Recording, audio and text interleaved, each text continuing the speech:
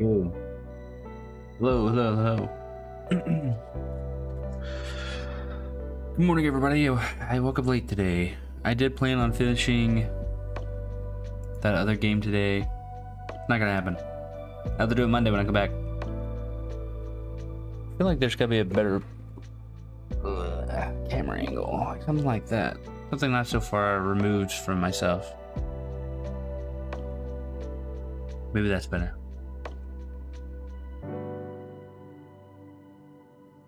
Anyways, so this morning, while I'm still waking up, I'm gonna look at a YouTube video from I think his name was Dreadful.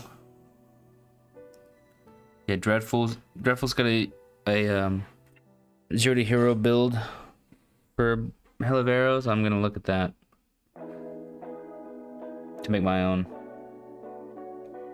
and then I'm probably gonna wing it whenever I'm actively playing, but we'll see how it goes.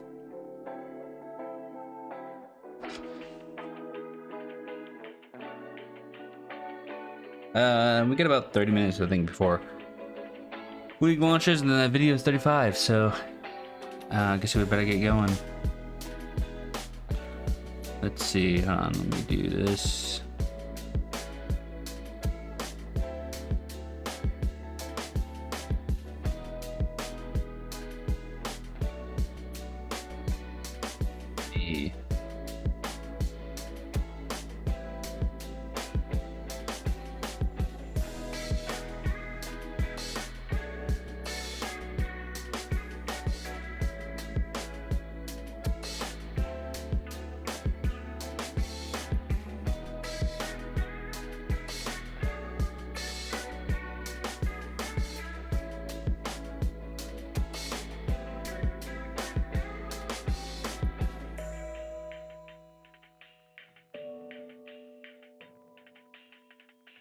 Okay.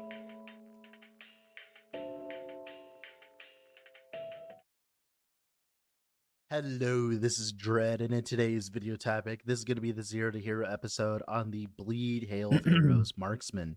So, the idea is we take a character from level 1 in solo character found with no gear, no access to anyone else's stash or anything like that, I should put and it on the we wrong monitor. grind it all the way to 10 out of 10 Harbingers to see its viability as a cycle starter for next cycle. That's too big. Go ahead. 1.2. And it was a resounding success. Bleed Hail of Arrows is just kind of a really old build, but a really good build. Like, it's old but good. It has completely and utterly kept up with all of the power creep of everything else. Like, if I were to look at my timings on all my bosses, because that's actually one thing I get to do now, is because I've done this run so many times, I get to see my averages on boss kill times and the average, how long it took to do the run and all that. And let me tell you, this is caught up with like even like some of the more broken Ooh, it's hot. currently. So that's cool. But yeah, so the idea around this build is we are a combo wombo build. If you don't know, combo rogue is an archetype in last epoch. The idea is we use shift and the massive buff nodes for shift, specifically jagged cuts, which gives us 75% bleed penetration and 75% bleed duration for the next ability we use after shift. This on top of Bazooka's hesitation for the 30% more damage and also the 20% more So insane damage. bleed This is stacking, enough to basically, make, is what he's like, saying. one really big hit possible in last epoch, or at least in this case, one really big skill. We utilize this with Hail of Arrows. Hail of Arrows has a unique quiver called the Sanguine Horde, which allows you to apply your bleed chance to your Hail of Arrows per second, and all of these bleeds that we utilize with, of course, jagged cuts from shift all work with this. So our bleeds have insane duration, insane pen, and each individual bleed is doing significantly more damage because of nodes like inside Dark Quiver that gives us like 100% more damage pretty much based on, you know, the amount of shadows that we consume to shoot out our Hail of Arrows. And all of that is great. Now, of course, this is just the generic kind of skeleton for Hail of Arrows. You can do like any kind of version of Hail of Arrows and get away with this normally. But what's really nice about the Bleed Hail of Arrows version is one of the biggest criticisms of the normal Hail of Arrows is it feels like as though there isn't that much punch if you don't do the combo. But thankfully for Bleed Hail of Arrows, all you really need to do while you're like pushing through monoliths and stuff like that is shift, use Hail of Arrows, shift, use Hail of Arrows. Which That's I'll be because shifting anyways, there's probably. enough Move it, multipliers behind shift to make it possible, while with the normal Hail of Arrows, shift isn't nearly as important for it.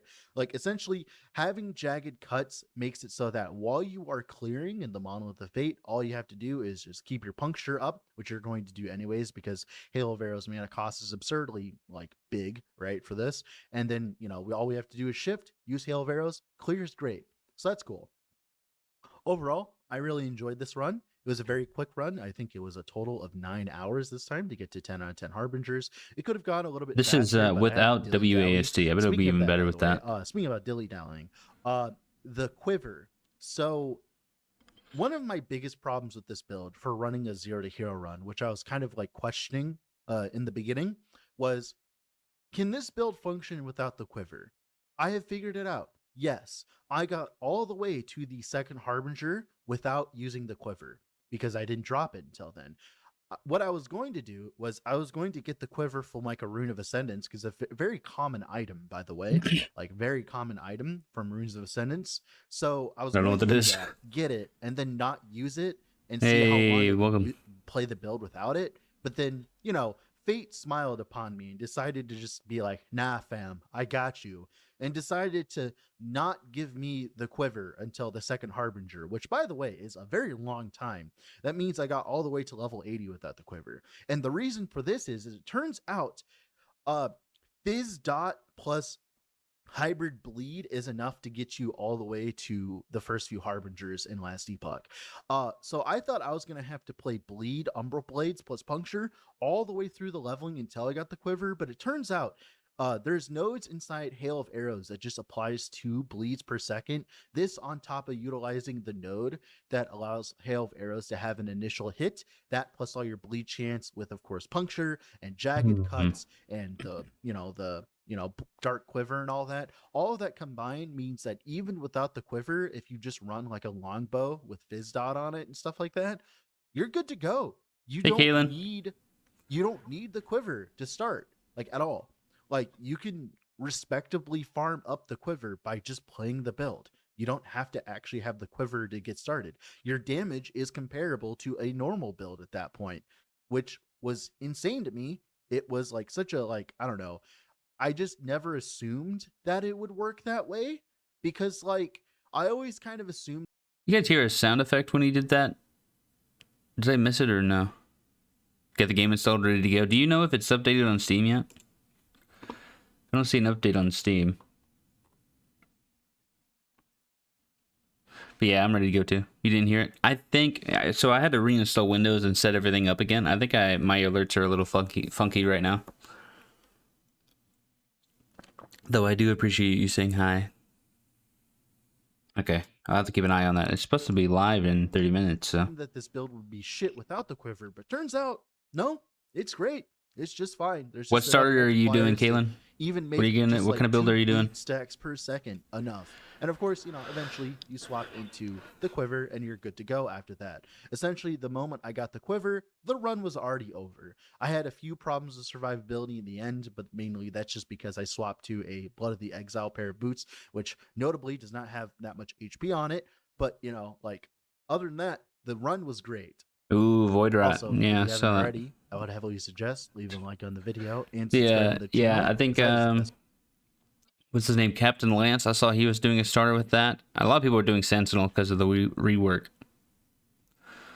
So if Actual, you're supporting me, I use their if you builds want sometimes. content like this on YouTube, also as well. This stuff just genuinely takes a long time.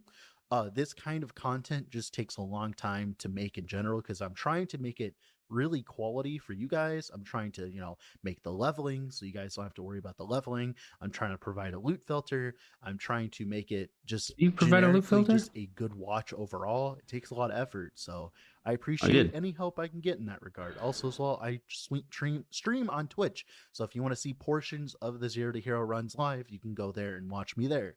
Now, let's start the video, shall we? Ah, yes, Baby Queen 17, Combo Wombo. Let's go.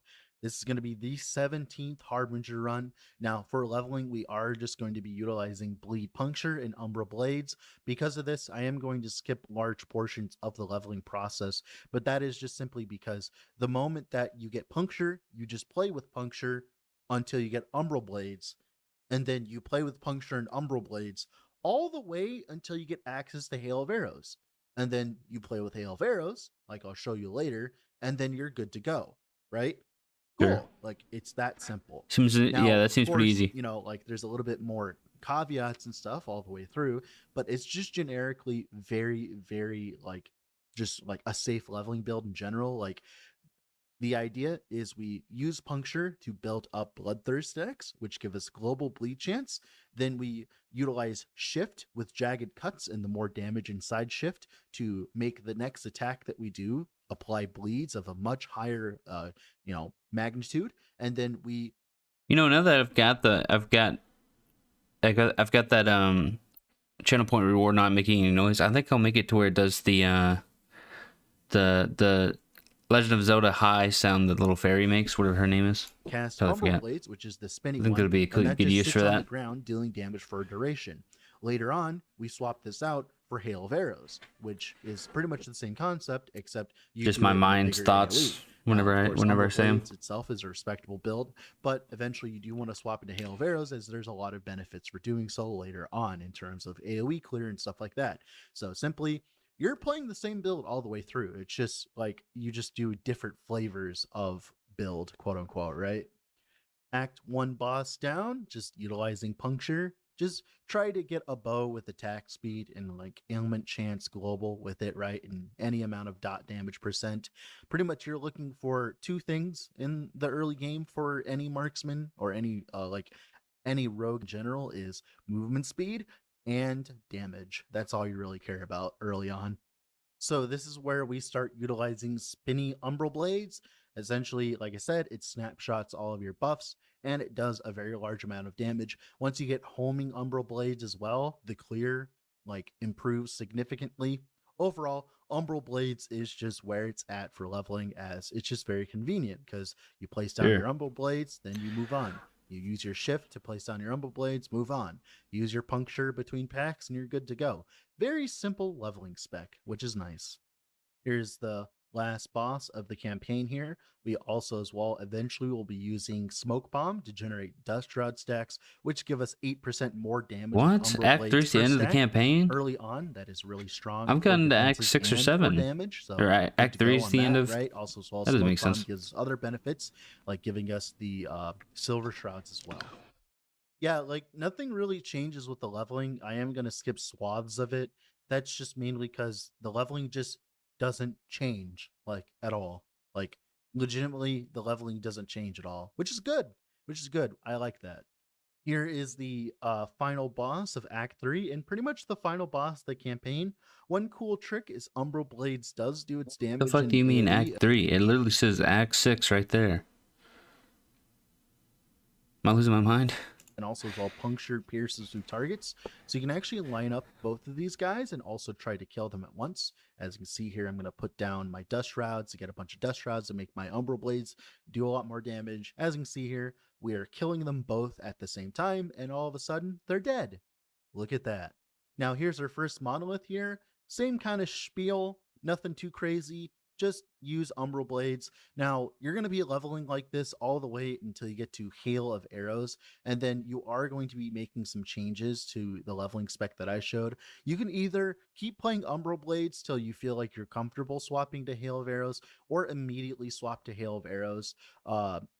I'll have the planers down below, and that's about when I swap to Hail of Arrows. But of course, you can do whatever you feel like in that regard. If you want to swap into Hail of Arrows early on, just make sure to check the planner and do the broad strokes of the same stuff, right?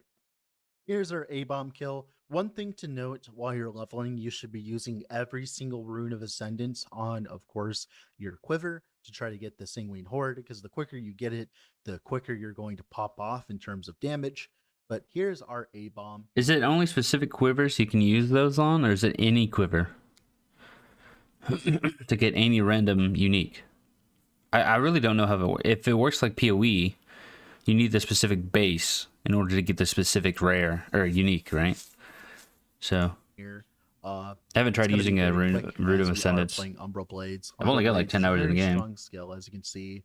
Nothing to see here. Totally not overpowered at all. Completely leave it alone. Nothing's wrong with it right now, sure. Now, after you get your Bleed Quiver, your Runes of Ascendance should be utilized on unique relics. That is because one of the strongest uniques for a concept like this is called a Valdir's Chalice. Not only does it give you a lot of bleed duration and bleed chance, it also gives you access to the life on kill affixes for, of course, your build. Because one of the biggest problems with marksman is you're going to get to like a 3k 4k HP pool, and even with all the leech that you have, having instantaneous life on kill helps you sustain yourself throughout the monoliths very easily, and it turns. I mean, this is probably the simplest build guide I've ever had the opportunity to look at. Oops. Let me restart Steam and see if the update's yet.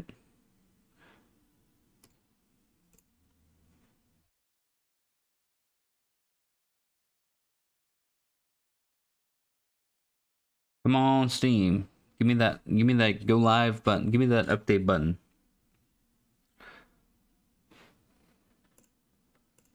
You from like kind of being a little squishy to just being an uber tank, at least while clearing, because the moment anything dies, you heal to full, and it's great, right? Because you're applying so many bleeds constantly, you're going to like get like maybe 2000 life on kill constantly, which makes you feel a lot tankier, let me tell you.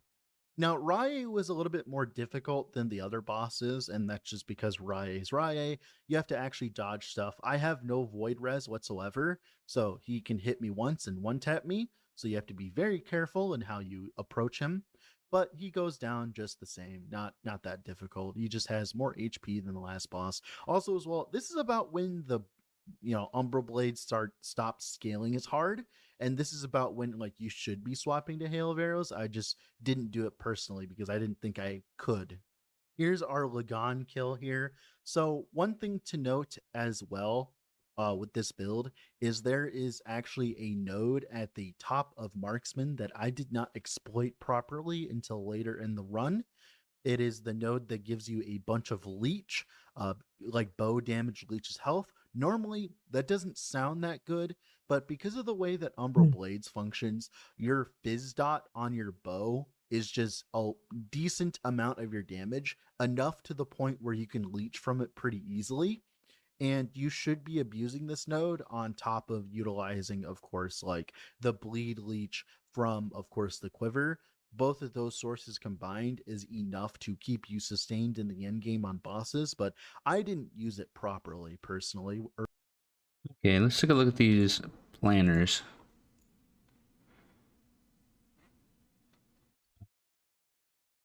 Skills and passives is what I care about. So he's using puncture, smoke bomb. Yep, seems fine.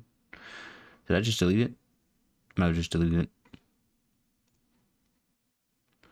No, it's just on here. Okay. Shift, decoy, puncture. Yep, passives. Okay, he's maximizing Swift Assassin 1 to Guile to get to evasion, then agility. Yep, that makes sense. He respecs. Passives don't change. He takes sapping strikes.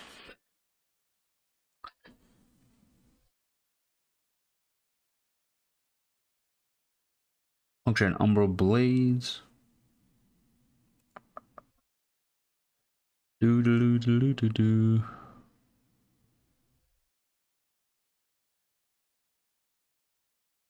16 to 44.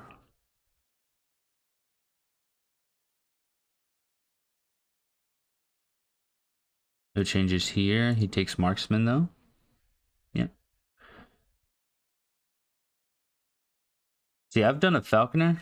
I haven't done a marksman before, so we'll see how it goes. I imagine it'll go fine though. I mean, how bad can it be, really? Bleeding heart. That's pretty common. I'm surprised he's using this because of the whole bleeding effect. Maybe it's not that bad. But you get a lot of health leech, I suppose.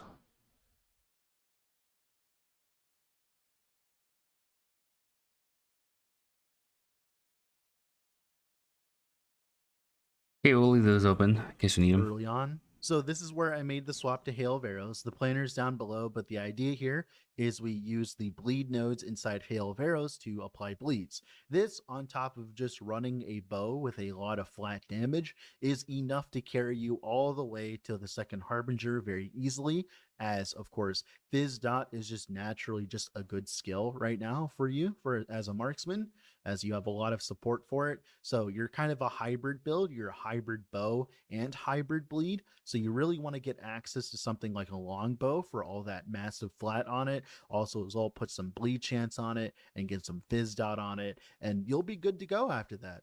Of course, make sure to unspecialize out of Umbral Blades and specialize into Dark Quiver as well at this point.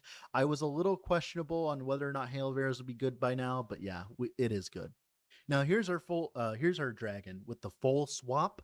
The idea is we swap into Dark Quiver, use the combo, apply a very big hail of arrows. As you can see, even with the 2 bleeds per second on top of course, puncture and the initial hit and all that, we do plenty of damage. We are not running out of damage whatsoever. Like, even with just 2 bleeds per second, the concept of the build is so strong that it doesn't matter. Yeah, look at all It's those very bleed strong. procs. Who would have thought, right?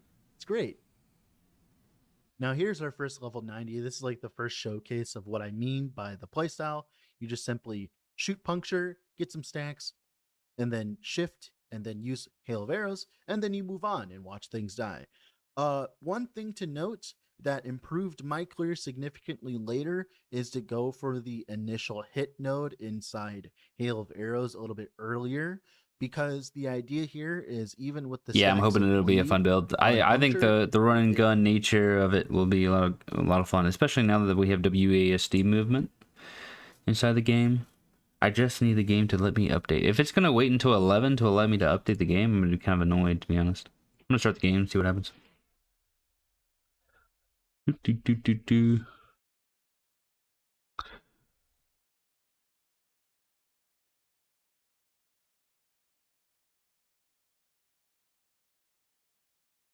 Check their Discord.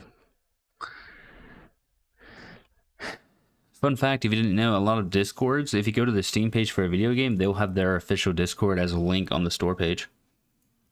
So you don't have to like Google it or anything and get some random ass Discord. You can find it that way.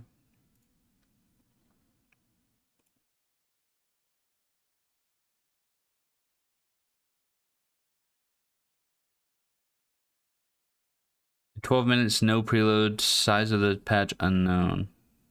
So, okay, they're not going to allow us to update until it's live, which is very unfortunate for me. Not that it'll take me that long to download, I don't think, but it's still kind of annoying.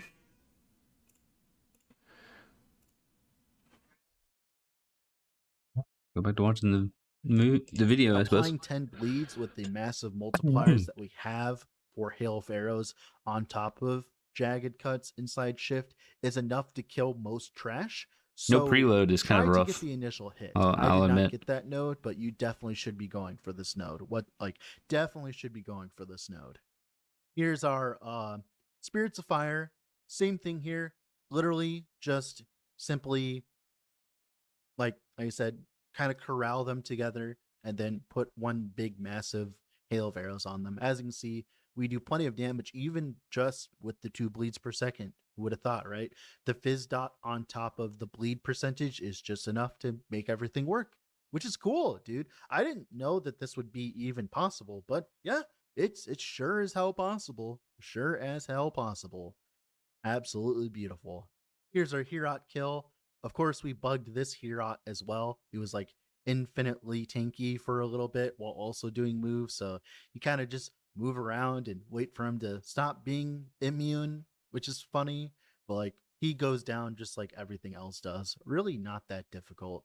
Well, once he's actually damageable, of course. Here's our first Harbinger. One thing I will say is the Lady Harbingers, they're significantly more difficult than the Fat Harbingers for this build. That's because they constantly move out of your Hail of Arrows AoE. Some Harbingers are just absurdly difficult for this build. Not difficult in the terms of like stats, but in terms of gameplay, because you have to play your cards right and put down your big fat hail of arrows when you assume the Harbinger is going to stand, like still the most, right?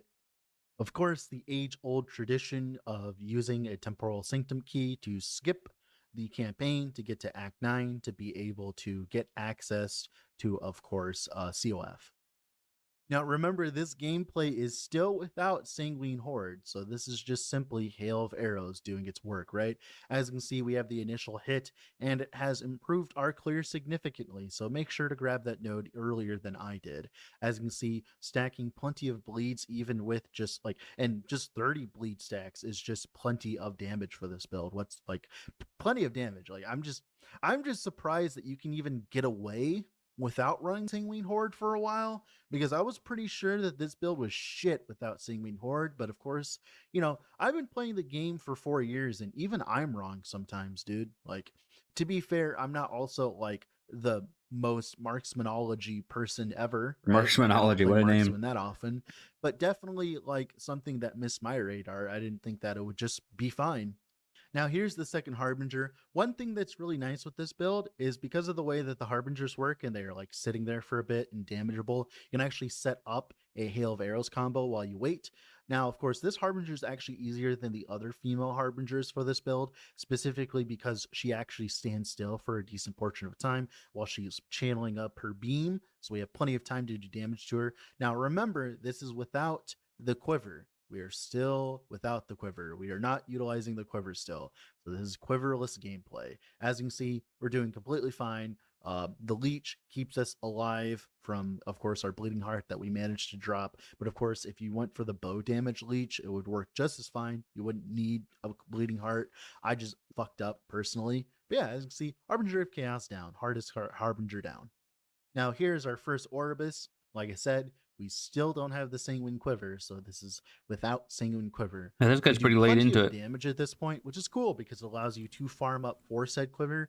I would suggest at this point, at the second Harbinger, I would just farm, follow the Outcast if you need to go for a Quiver if you don't have it by now, because you really need the Quiver to progress after this, in my opinion. Now here, I'm trying to fish for, of course, quiver prophecies. I don't end up with the quiver from the prophecies themselves, but Prophecies, man. you just want to There's so many mechanics in maximize this the game. amount of times you search for something just to be able to get access to, like, for instance, the end all be all of this build, the quiver. The quiver is the most important part of this build. Everything else is secondary. The bleed gloves are secondary. The bleed boots are secondary. Pretty much you just want access to the quiver, and then everything else becomes simple.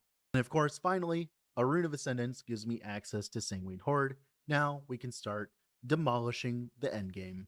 Just to give you an idea of how much DPS that we're currently doing on the dummy here, so you have a good idea of where you're at.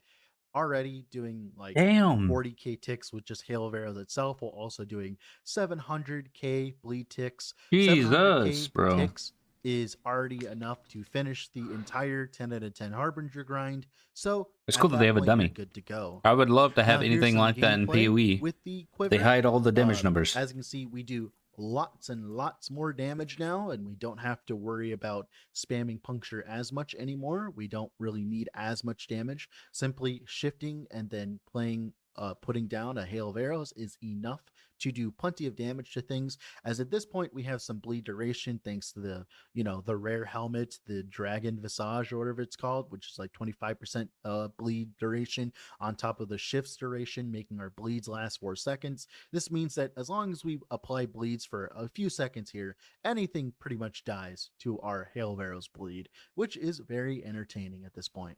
Here's our third Harbinger. This is one of the ones I was talking about that's just more difficult than the others, as you don't want to be standing in the void dot, and All right, like 6 minutes, and we should there be able to is a update. possibility that they can crit and kill you. Unfortunately, you are a marksman. So like there is a possibility they can crit you and kill you. To fix this, I would suggest getting some blind on hit chance. Smoke bomb does blind them as well, so they can't kill you if you're in like smoke bomb as easily. So make sure to like kind of do the tango with them. Don't take it too quick. Just simply take your time. You're not going to win any prizes for boss speed. Trust me, I already have builds that are better in terms of speed than this. So don't like try to Okay, like go too flexing. fast. Just simply go for the safe kill. Go for the safe kill. Here's another Orbis. As you can see, we put down like one really big hail of arrows, and all of a sudden he loses like half his health. Very, very entertaining here. I am trying to stay away from those the fizz explosions, mainly because I know it does a lot of damage. So I got access to a 1 LP Blood of the Exile. I got pretty lucky, but unfortunately, the slam does not really go my way. I was actually looking forward to having the movement speed on it, but we did get the vitality, which is decent, but it's not like very important. All right, so here's the fourth Harbinger. This is where the Harbingers get significantly easier than before, as the fat Harbingers themselves, they're not that difficult. They kind of stand still for a very long time, allowing you to stack a very large Bro amount just of bleeds on referred to it top of as the them, fat which boss. just feels good, right? Just Feels simply bad for this guy. manually dodges stuff while also setting up your combo, applying those very long duration bleeds, doing what Hail of Arrows is good at, which is like do lots and lots and lots of damage, which I'm really happy with. I like that there's like a good solid marksman build that exists. But yeah, there's Harbinger of Ash. Bye-bye. Now, at this point, I have found in this series that if your build can handle higher content, do higher content. So like for instance, I pushed my way all the way up to 300 corruption. I don't have to kill the harbingers because like I'm at like maybe the 200 threshold corruption for harbingers, so I don't actually have to do 300 corruption.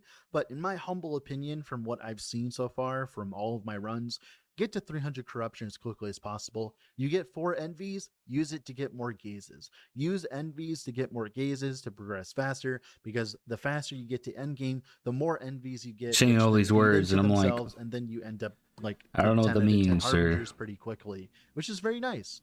You also end up with Yeah, no worries.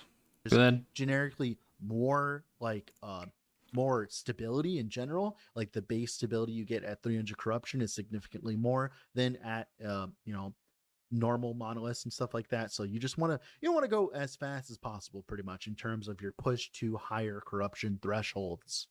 Something I've also noticed as I've been doing pretty much every single Harbinger at 300 corruption after I get to 300 corruption, instead of like reducing my corruption, is they tend to drop Glyphs of Envy way more, which of course, feeds into itself as well. Because remember, each Harbinger that drops like 2 Glyphs of Envy is another half of another boss fight to another Harbinger. So getting to 300 corruption really is the play, it seems. Even fighting them at this 300 corruption threshold, they're not even that more difficult than they are with their younger counterparts. Like if you go like just like lower amounts of corruption, like it's not that much easier of a fight, because these are just mechanical fights. Once you have the stat check, it just really is just a mechanical fight. Like, did you dodge the one-shot move? You did? All right, you're good to go. Did you not dodge the one-shot move and they accidentally crit you? Well, guess what? You're dead. So simply put, just try to get to 300 corruption as quick as possible and kill all the bosses with 300 corruption. It really is just the fastest way of getting this done.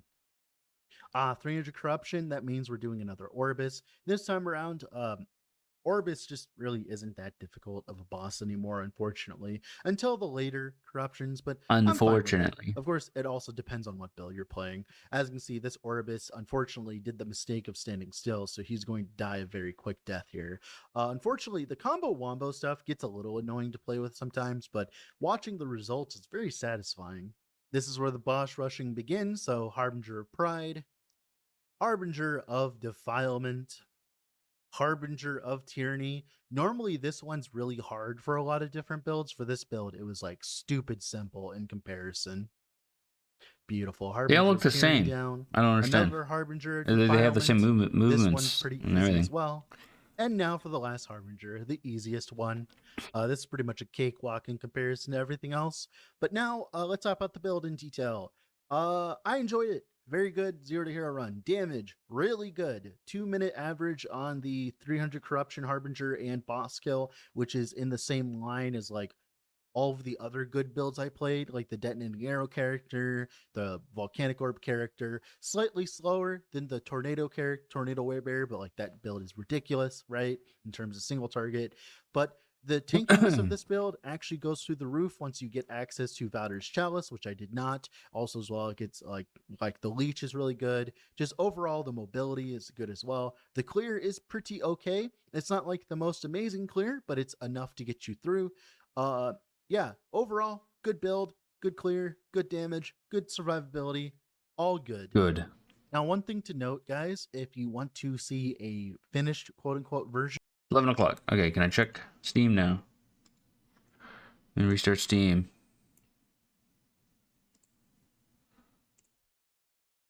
I wish there was a way inside of Steam to like hard check for updates instead of having it do it automatically. Restarting the app is kind of lame.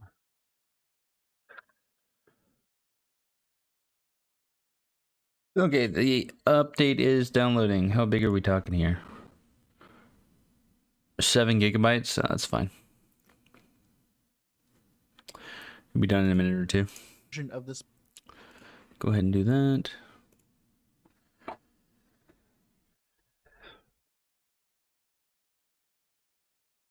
I will leave it up in the background so I can have it for reference, I suppose.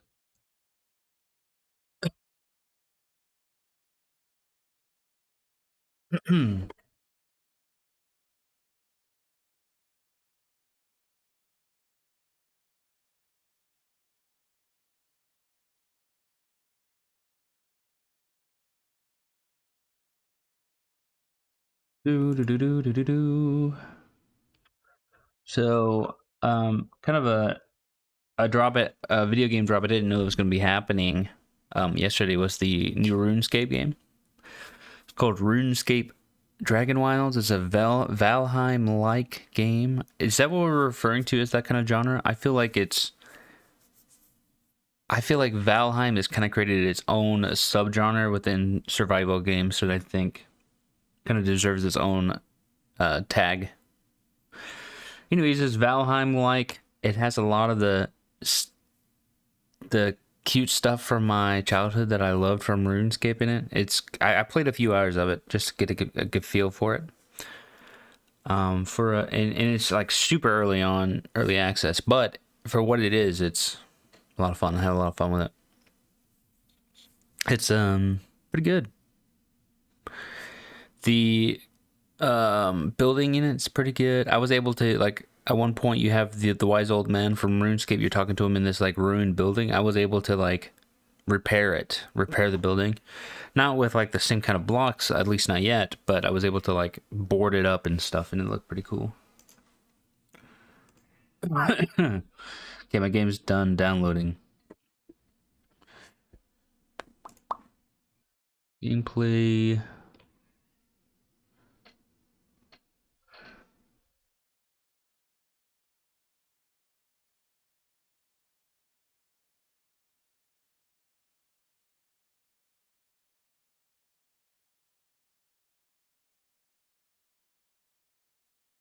And the cat's out there bitching. Be mad. Okay.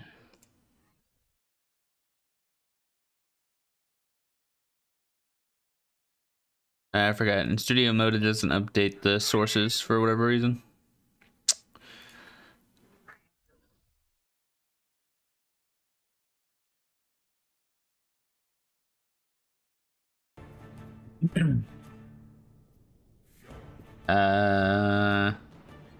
Create a seasoned character.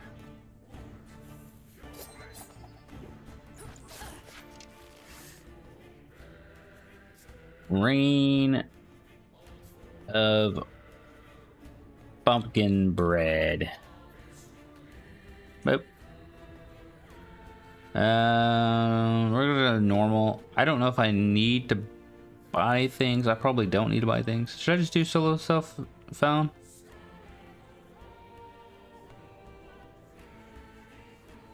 Yeah, fuck it. I'm not gonna do hardcore this time.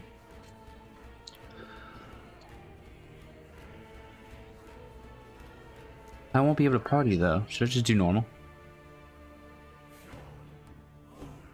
Do a normal character. Why can I not? Oh, there you go. In the beginning, there was darkness. Don't care, man. Don't care. Online play unavailable. Uh-oh.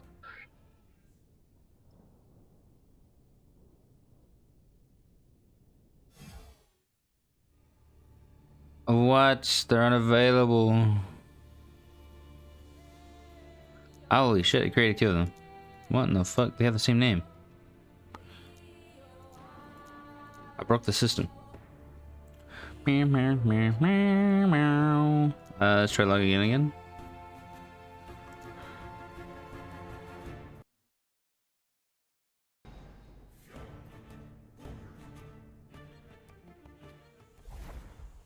We're in. Wait, settings. Keyboard and mouse. Input keys.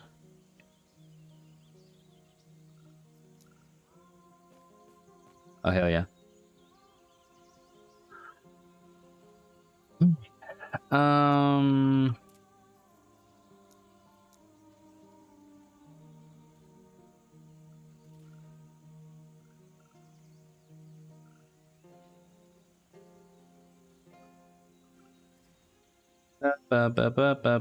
Okay, do that. Made the game look a little worse.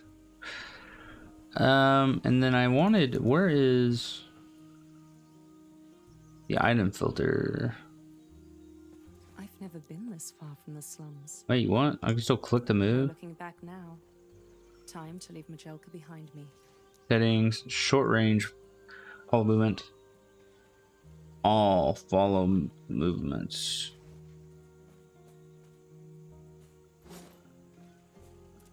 I don't want to left click doing that. Keyboard movement, movement abilities, all follows movement. Short range follows movement. Move to melee attackers that are out of range. A legacy target. What?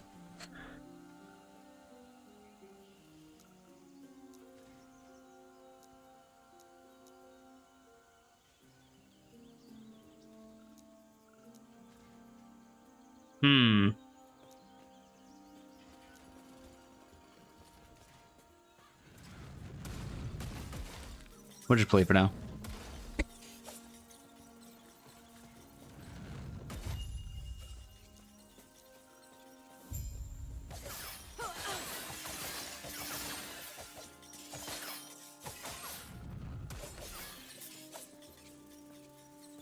He wishes to destroy us and steal Atera's legacy. Bro. Come on, bird. Ow.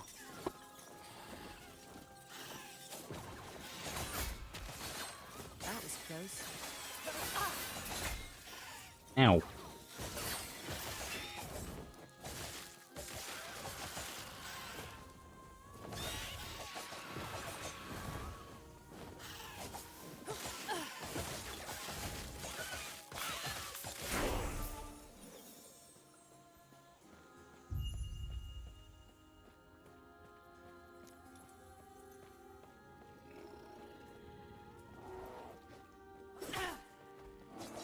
He's fast.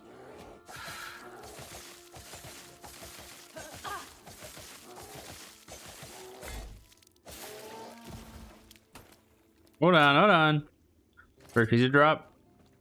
Strength, movement, speed. I say movement speed, but I want strength, which is huge, I think. Not entirely sure. Come.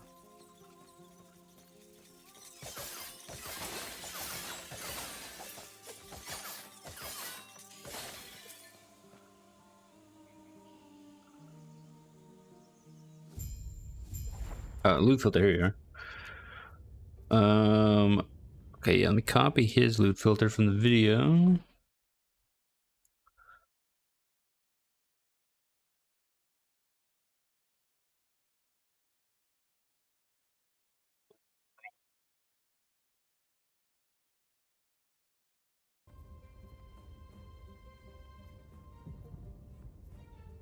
Paste. All right. I don't know if that's something I probably shouldn't use until like later, but who's to say?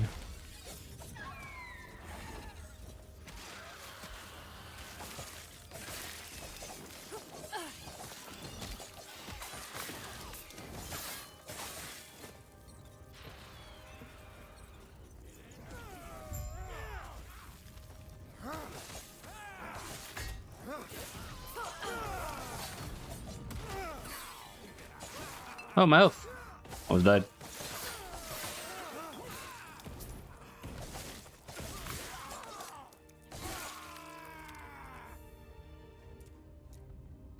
Can I pick that up? Somehow? Here, wait to like turn the loot filter off for a little bit.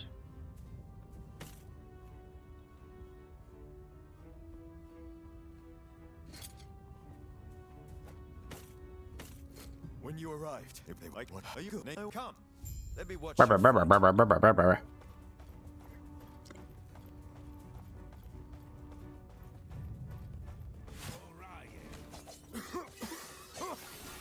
Smoke.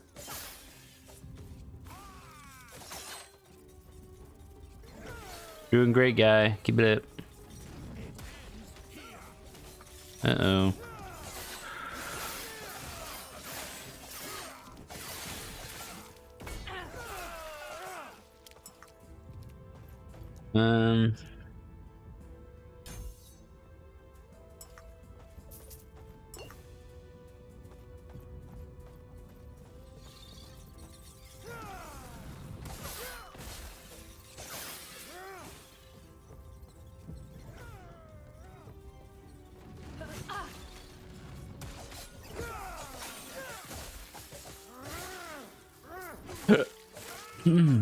So much destruction, and for what?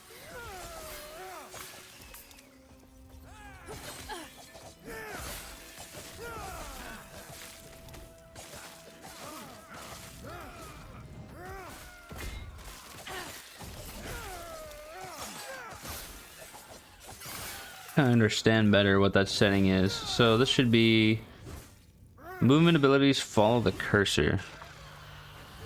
Uh-oh, can you not swap to the US servers? You're not allowed to do that. Puncture at 5, I'll just wait. Where'd you learn to fight? Dude, it feels like EU has been having a rough time because I think they had some issues with Path of Exile on launch as well. Oh, is it really? Sorry, man. Sorry to hear that. Hopefully they get up soon.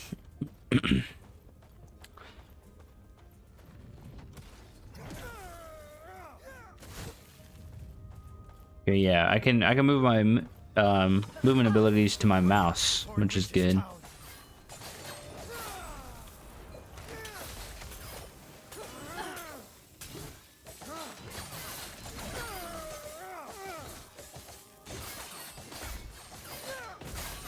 Okay. Just kicking my ass. Well done. There's loot there. Almost there. I'll see you ahead.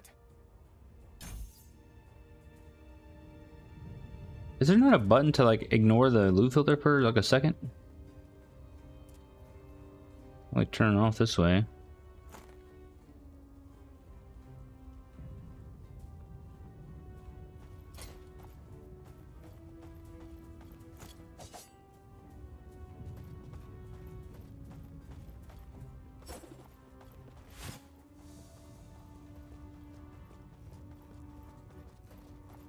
Keeper's camp. Okay, I think we're gonna be looking for silver rings for movement speed, as well as maybe a bow.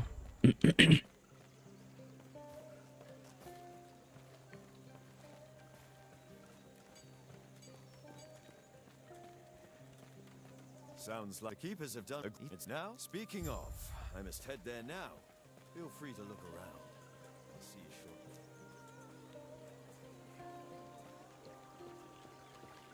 Weird, because if I left click, it still uses stat for movement. It's freaking me out. The quivers, no bows. No, you don't have anything.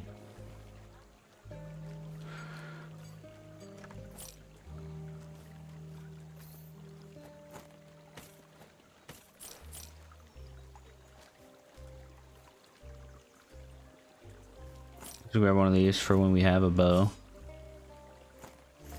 Right.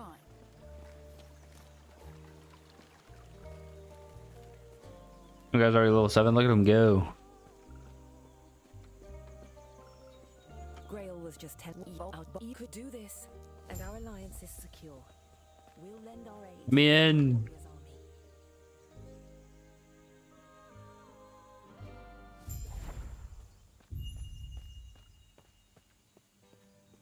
You want more level for the thingamajig.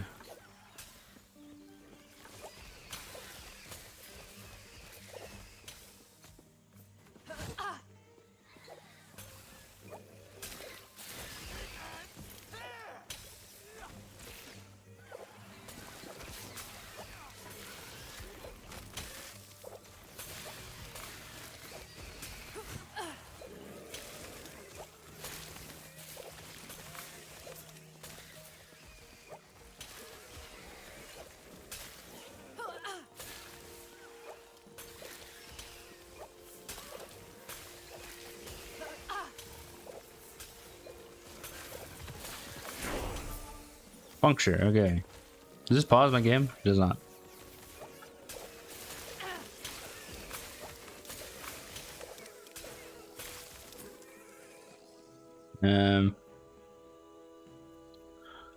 Not portal. Skills Z. To be fair, I didn't look at the passive here. Whoops. Puncture skill. Perforate. Tune to perforate. Show this to puncture.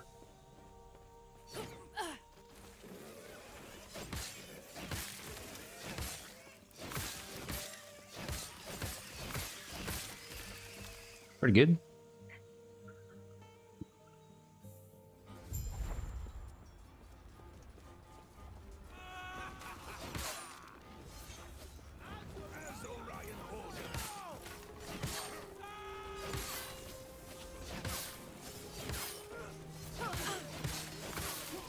My health.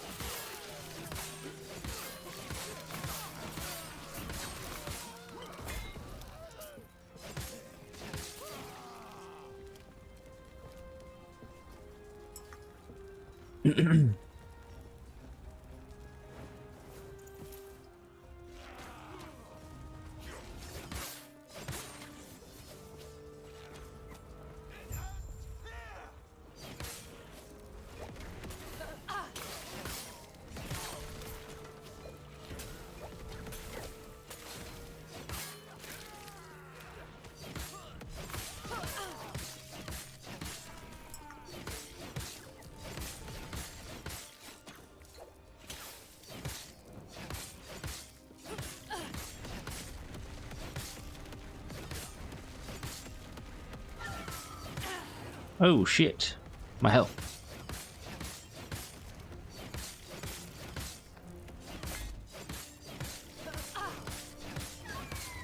Okay. I'm doing no damage. Oh boy. That's alright. Believe in the system. Okay, it's beat my ass a little bit. Ow.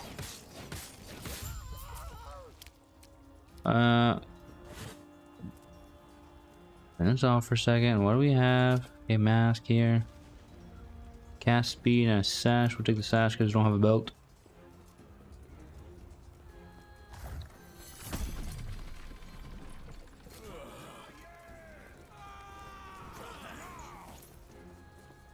Grab that tower.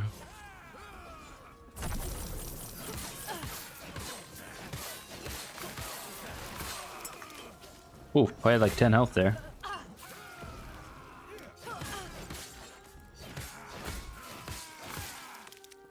Damn, man. I kicked my ass.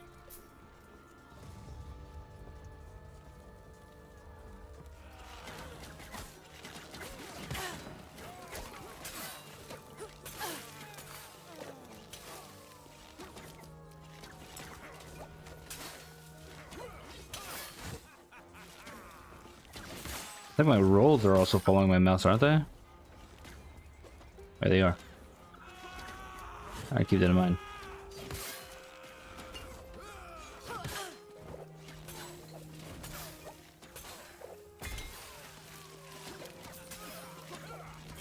Easy. Too easy. Someone's ahead of me by 3 levels.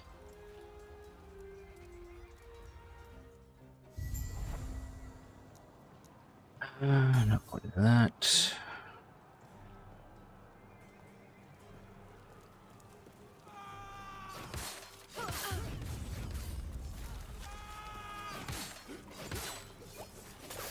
Easy. Too easy.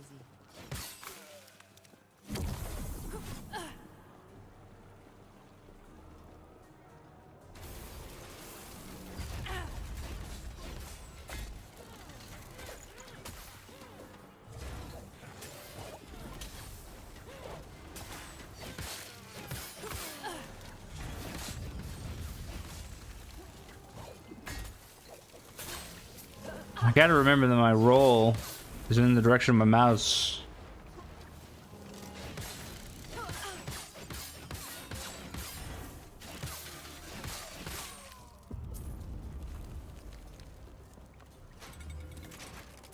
Open the door. This way! This way. You're here to help! Protect the son of Drake! Tread carefully.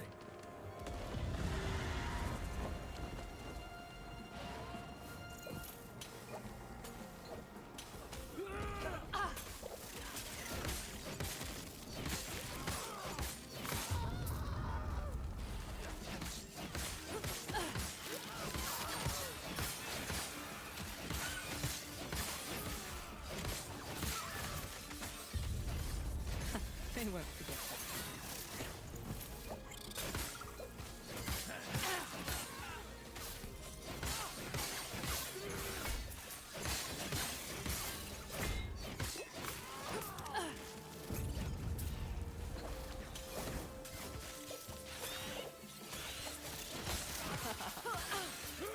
Dude, I still think the poison flask is a good option.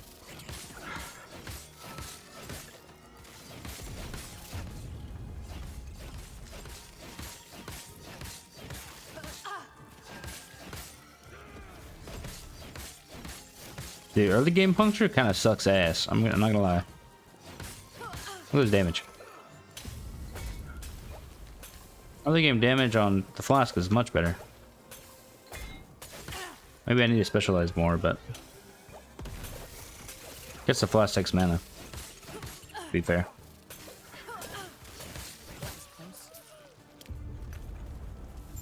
Not here. That should hold up. How sir, love would you here? Or I did. Well, tell you what. Let's get out of here first, and then I'll explain more. These peace talks are hardly worth it if you don't know why Orion is after us.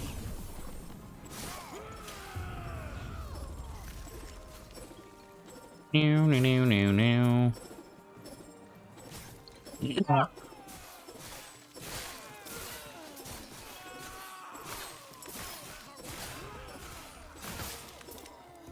Ooh, big ups with the fucking shrine. Look, they're doing all the hard work for me.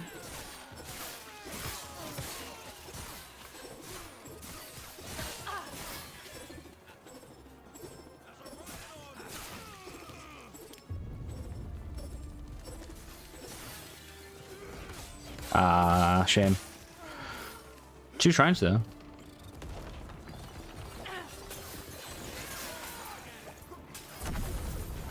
Oh, even better.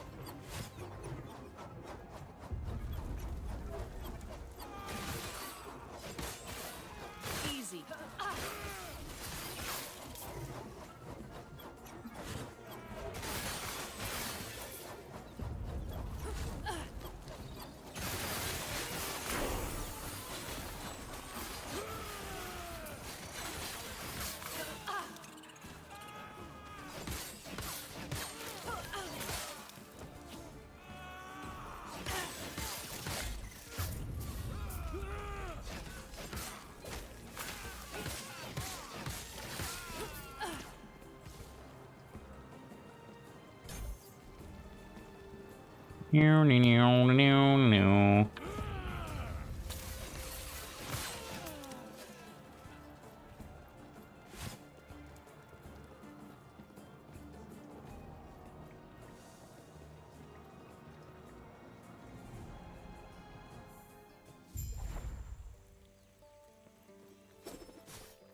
need to put movement speed on E, I think.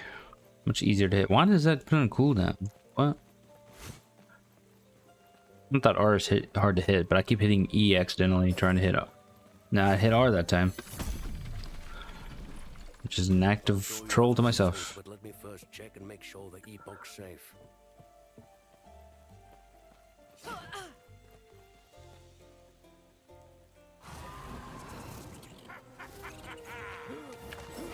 I'll kill him. Don't worry. Don't worry, old man. No, no, shucks. If only there was a way to avoid that happening.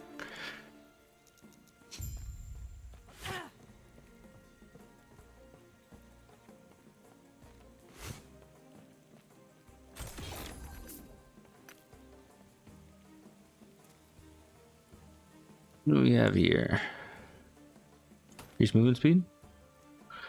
Mana regen? Throwing damage, don't need that.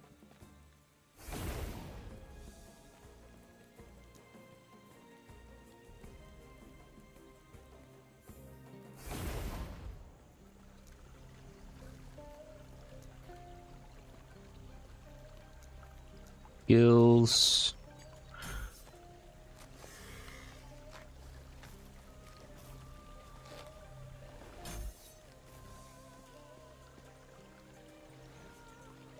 I don't really care. Actually, hold on. Prayers be with you. This is the check I wanted.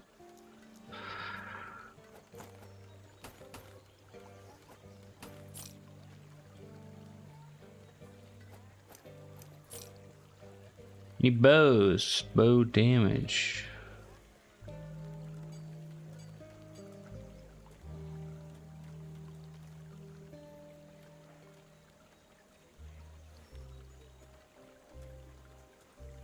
I'm gonna take a bow then. Right. Not happening. Why can't I teleport here, huh? Some bullshit. Everything okay? What that and what that we there? Are you stay safe, stay alive, and bring Point. Martha back. Did you take 5 points into this? 5, yeah, and then the defense stuff. Smoke bomb. We're gonna get rid of this for smoke bomb. Honestly, I think I'll probably have smoke bomb be my main movement spell. I like smoke bomb a lot, which I think he uses in the build anyways. So That was close.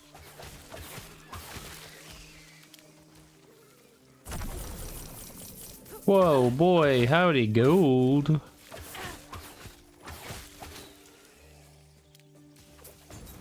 Doesn't mean to do that.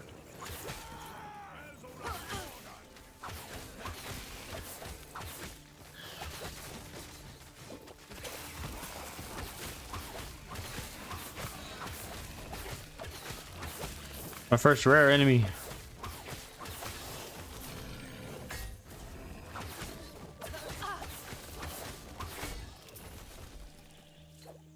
Yeah, we're starting to get to the point where we actually have a lot of loot on the ground.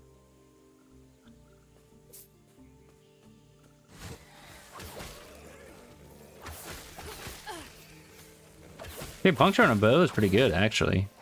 Like, no joke.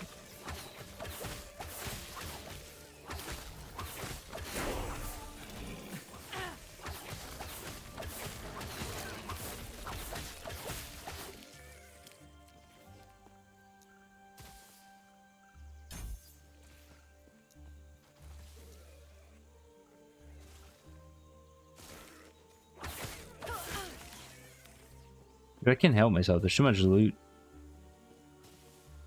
That's better than what I have. That's better than what I have. See, like these? Even they're not directly. I guess like it's just like one of those things. You have to decide when you want to use it. Legion Cyclone, level 13 already.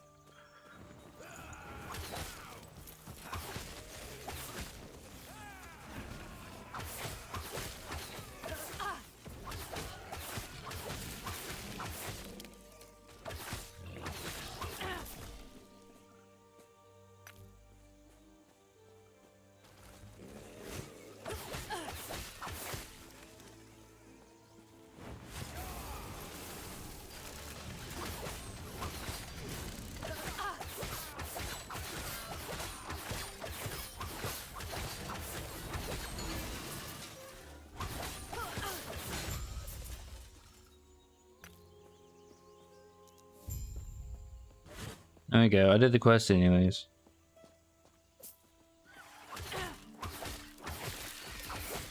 I'm just not efficient, man. Just not efficient at these games. I get too sidetracked with everything.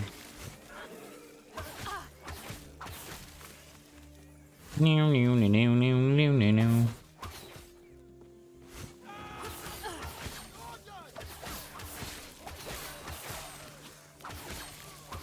Wait a minute.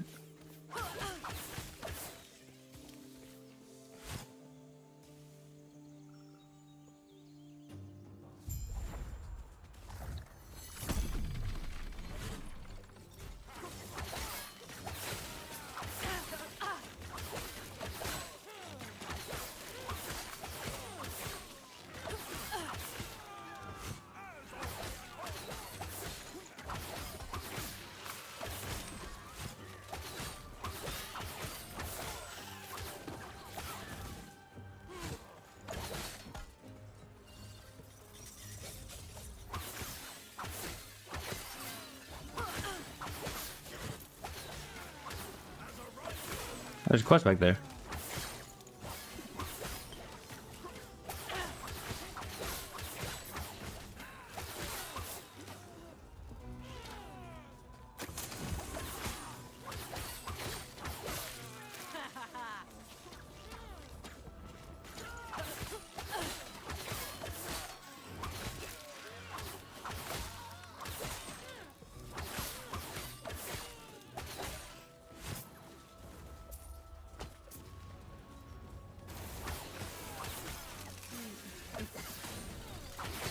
Get off my dick, bro.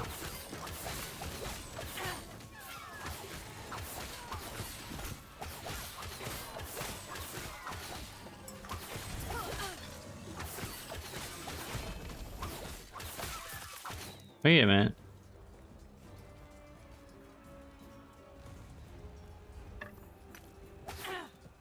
Let's see, passives, skills. I mean, he did Umbral Blaze is the second one, which oh,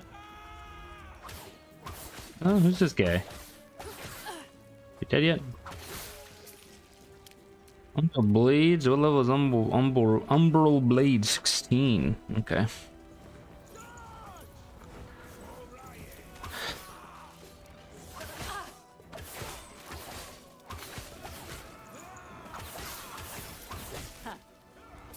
Forget.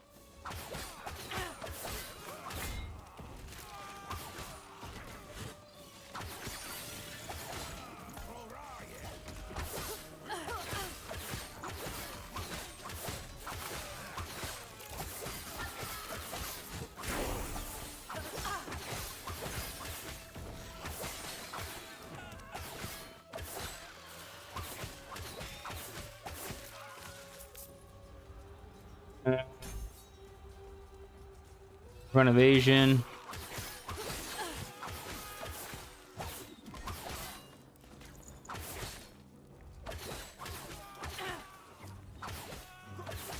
Easy.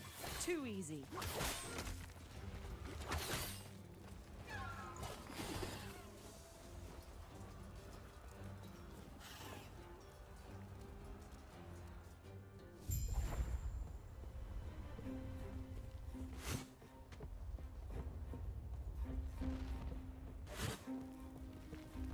Jesus, fucking shift uses quite a bit of mana. You're here for the epoch. Reaching me was impressive, but it's Wasn't that mine. impressive? Core member wing.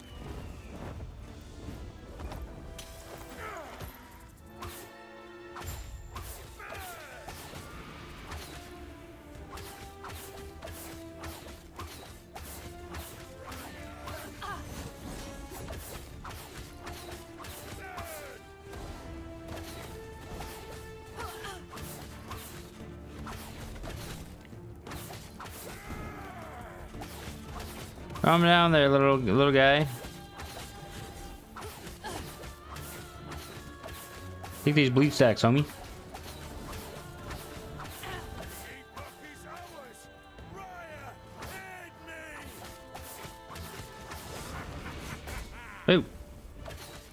Watched a little early there.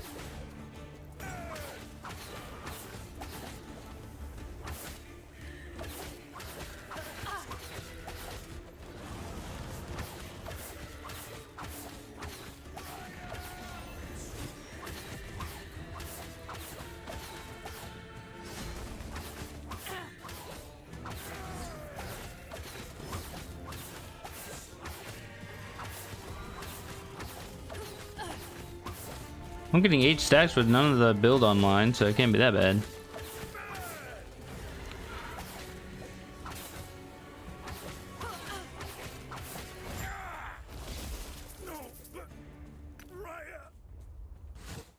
No, get me out of here. Oh, it's a little bit more. Which, speaking of, Can you grab that? There we go. get back to camp. I must reach Lena at once.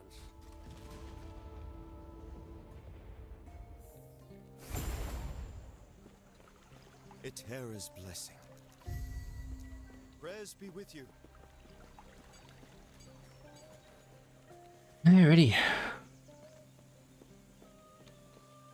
He's back. He's been quiet since. You're back. No, to go. Yeah, I'll make the joke again. I'm so sorry to you too. Alzheimer's. This is what's best for us all. Where is that? With the EPOCH's power, It's done. I'll finally be able to. And he's gone.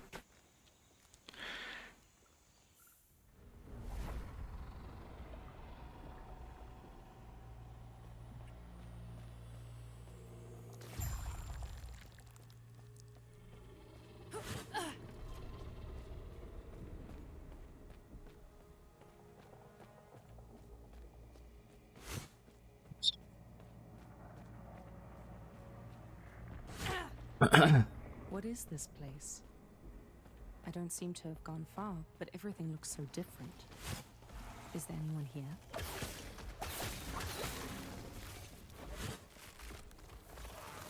Meow, meow, meow, meow, meow. Easy. Too easy.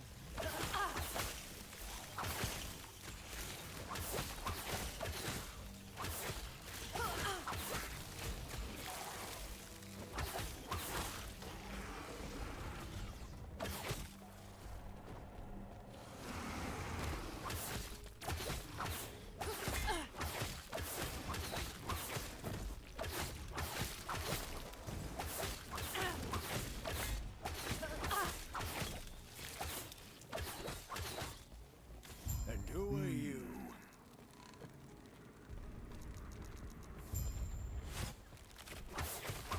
Yo, mama.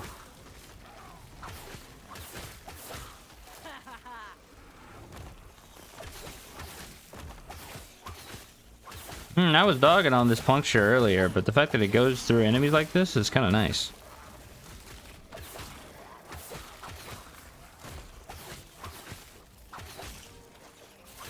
Once I get some actual like bleed procs, it gets a little bit better. We're actually going to be doing some damage. That'll be good.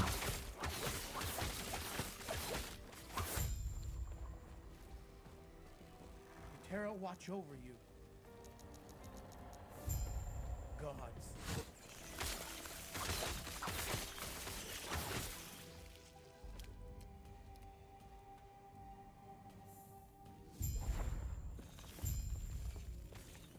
Yes? Gods be with you.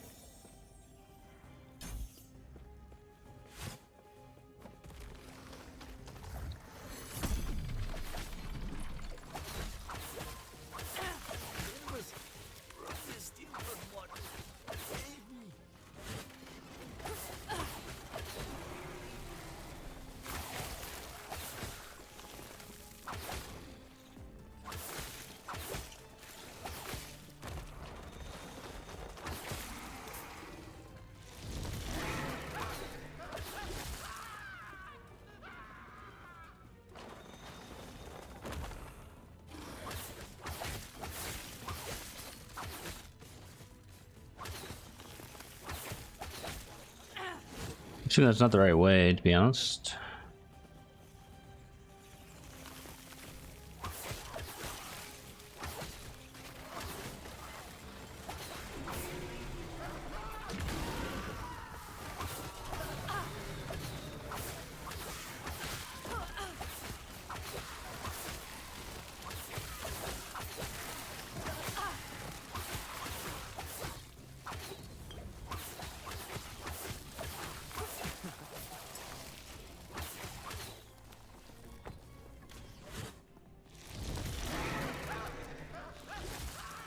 Dude, just stand away from the edge, guys. It can't be that hard.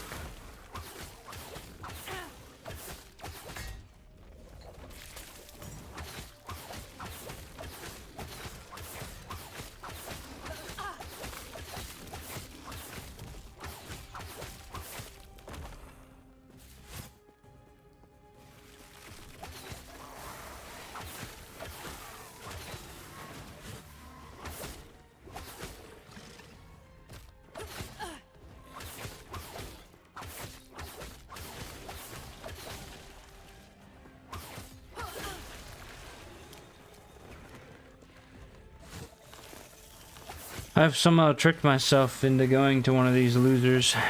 It's alright though.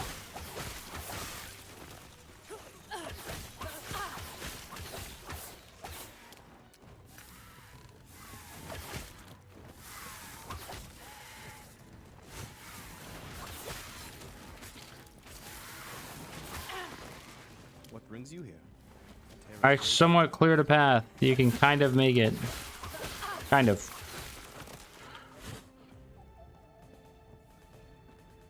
Not happening.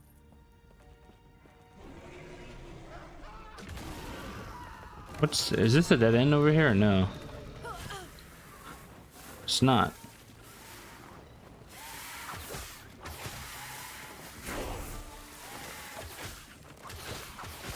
Level up. Let me double check, make sure I'm going the right way with the skills. Yeah.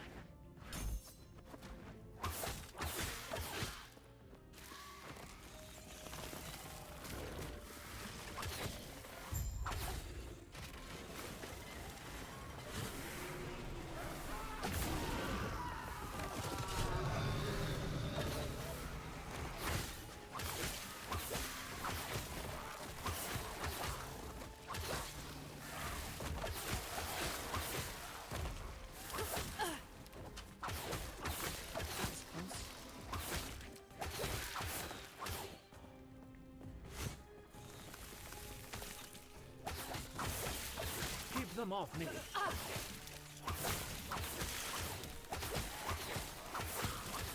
Don't worry, Ezra, I got it. Kind of. Not really, but...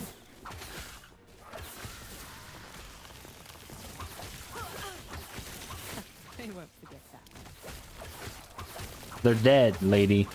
Only a little longer.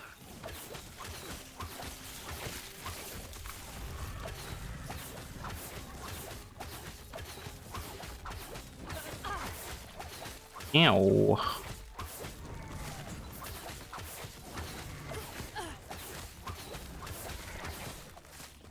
What a nasty looking ability. I hate it. I'm trying, Ezra. I'm trying.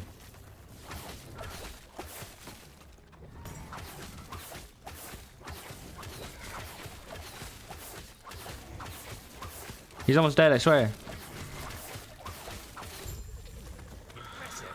Go on. Is it? Right behind you. Okay.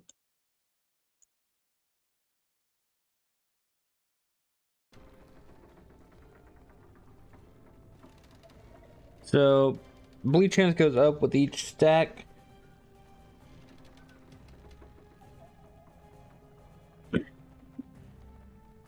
The attacks with puncture hitting at least one grants frenzy, which is how do I? Frenzy is a buff that grants 20% increased attack and cast speed. Guess we'll do that.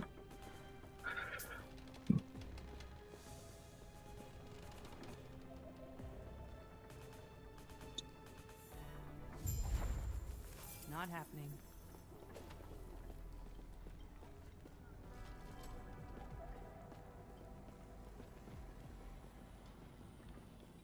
You? Now we plead. The gods have long left this world, but their memory will give you comfort. Be safe. Chance to bleed, baby. And physical res is also pretty good.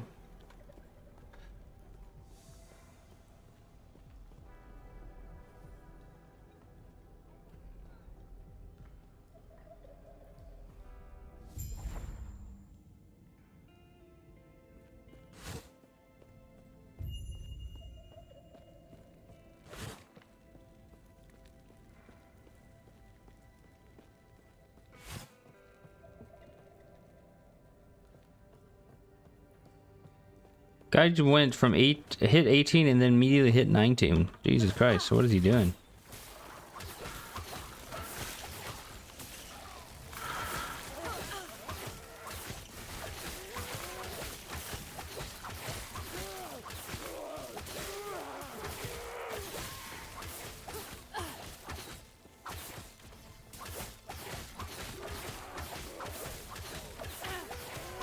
Okay, I'm taking a lot of damage here.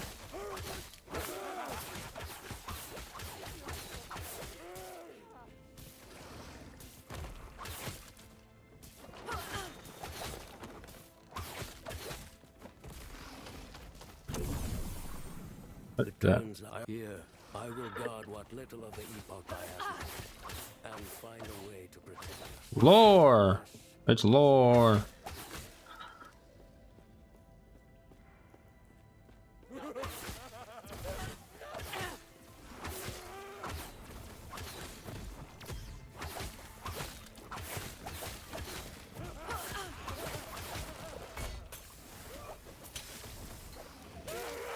Dude, I still think poison's better. With no upgrades on it? Feels like it's better.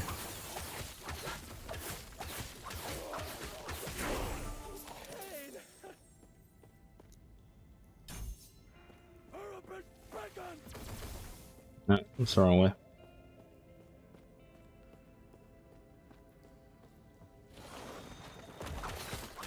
Once I have the next ability, I'm sure it'll be different, but got 4 more levels until then, so.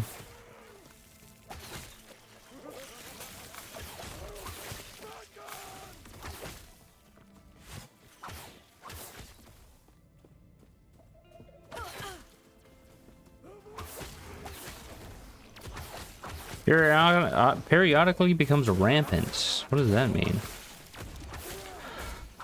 Ow.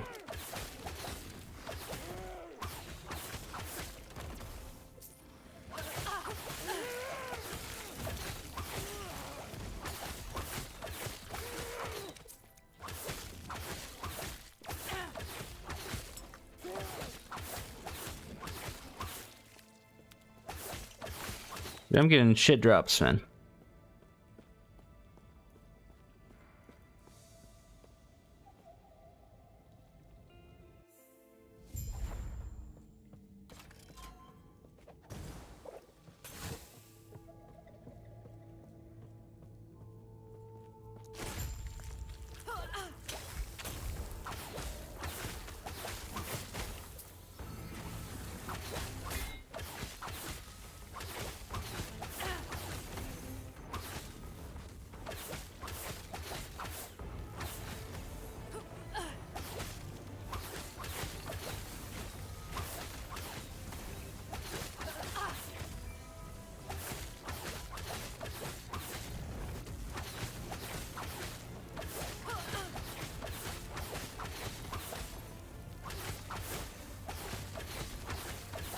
Ow!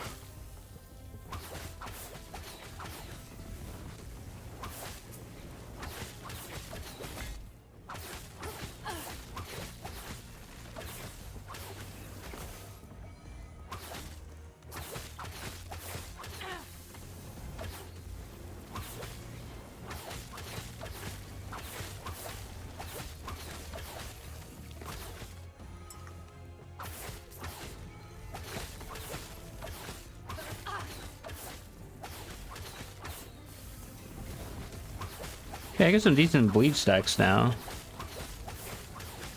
I think puncture itself, the initial hit of puncture isn't doing much.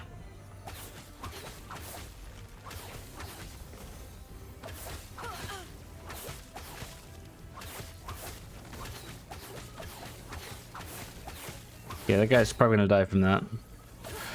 Yeah.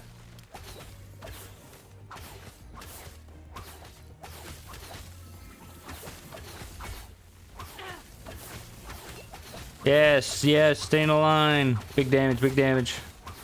Tank it, tank it. Okay, I'm not taking that.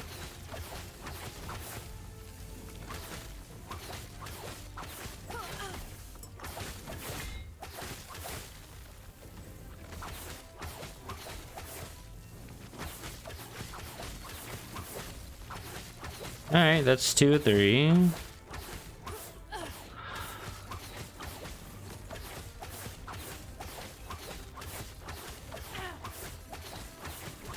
Feel like I can manage around 12 stacks. Dude, the guy just went up 3 levels. What is he doing? Alakite level of Wandering Spirit Shards. Increase spell damage. Wandering Spirits. I'm not sure what that means, if I'm being honest.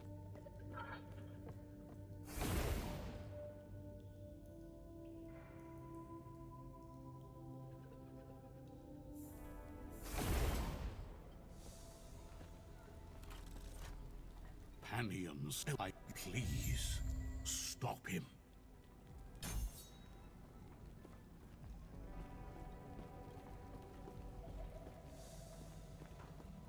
Meow, meow, meow, meow, meow, meow, meow.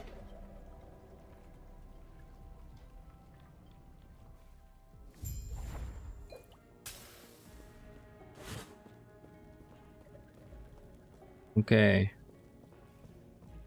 These guys here.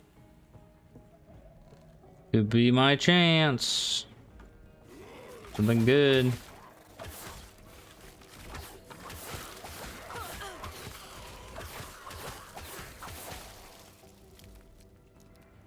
Probably. Roll blades. We need 4 more levels and I'll have it. Chance to poison on hit. Lightning damage from shurikens. Necrotic damage. This is bad. Vanish.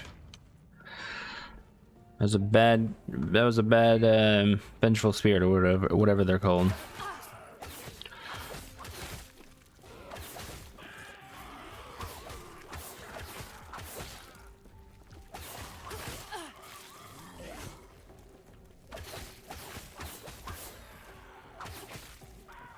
The little ones are kind of cute though.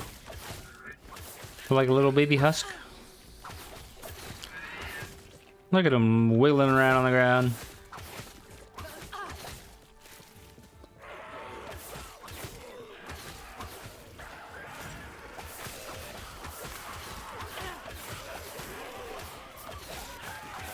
That was close.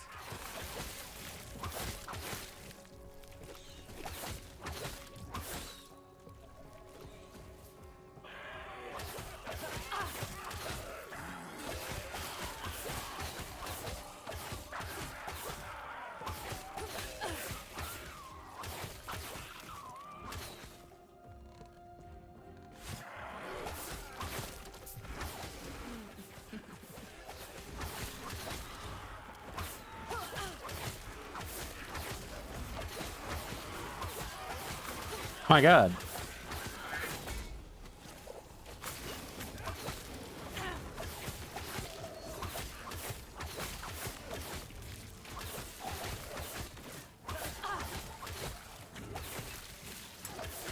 What is spitting? Stop spitting the little guys at me.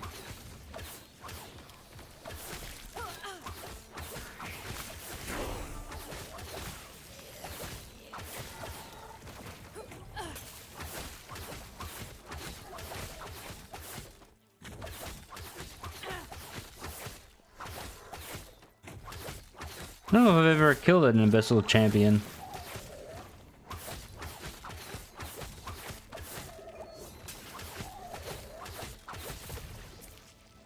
Damn, look at all those shards. Big. So I'm gonna craft. Whoops, let me do that. Crafting window is... Hello? Where's the button? Oh, it's forge, not craft. What do we have here?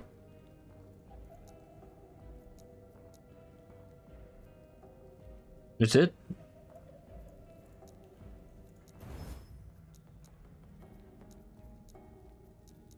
I thought we had collected more than that.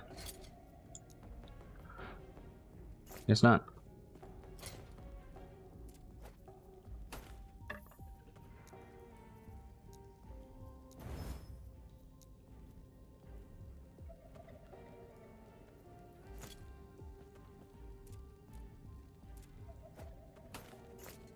I still don't have gloves on, man. Okay, I should probably...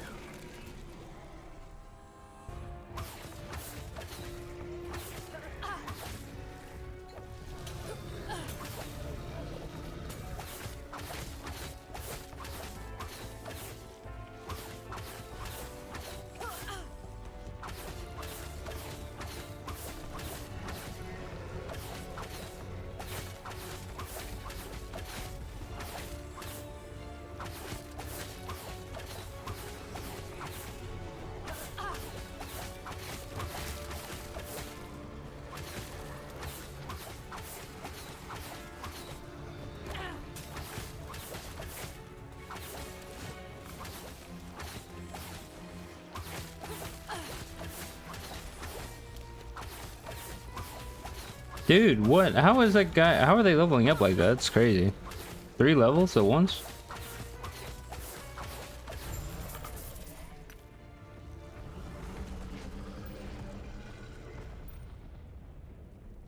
Uh, 20% increased bow damage seems pretty good.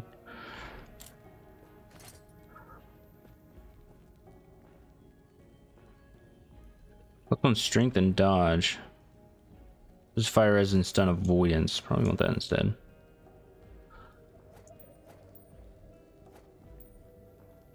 This is minion health, but we get movement speed, so.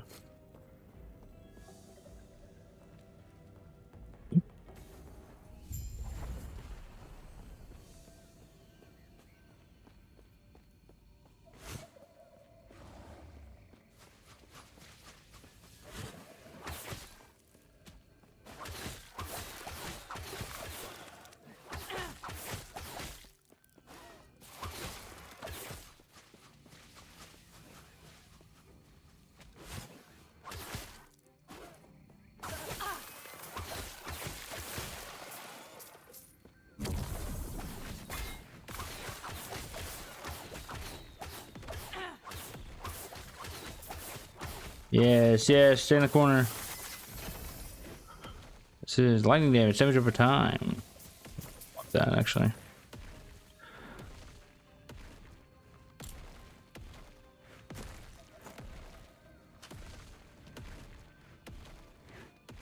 Yeah, this is really good, actually.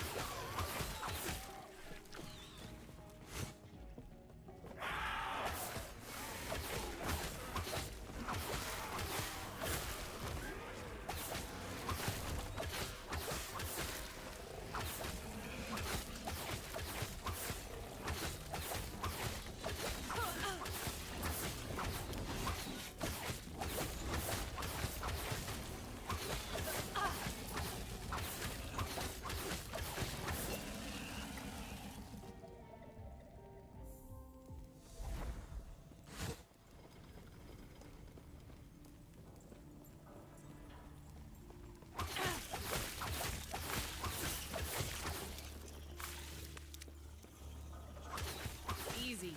Too easy. This is a Forge boss fight, right?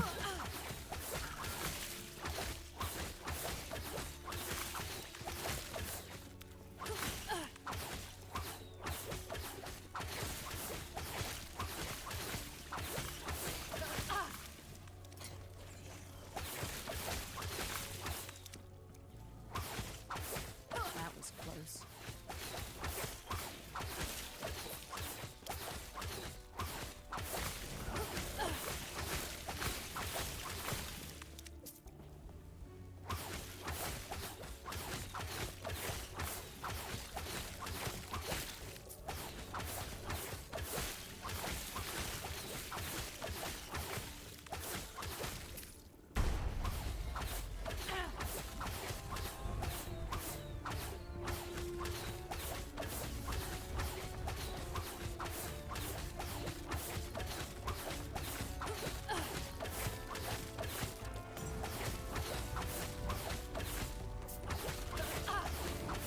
Got hair in my mouth.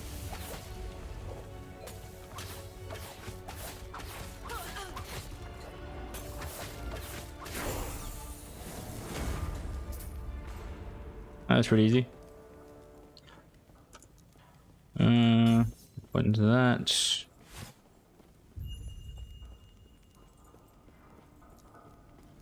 Eterra's grace be with you. Take care of yourself. Ah, dude, I don't care about your fucking quartermaster.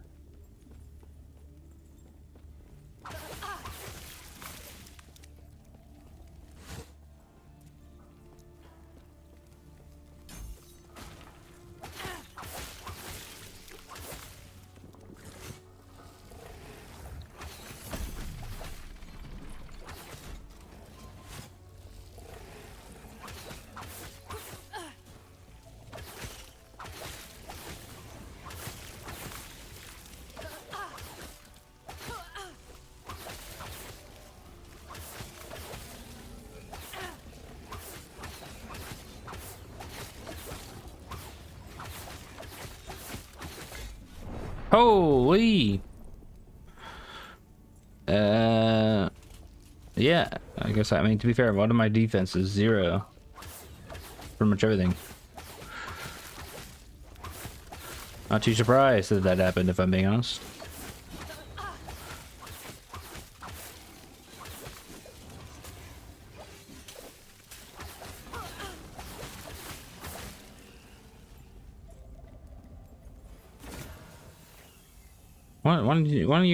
What is this?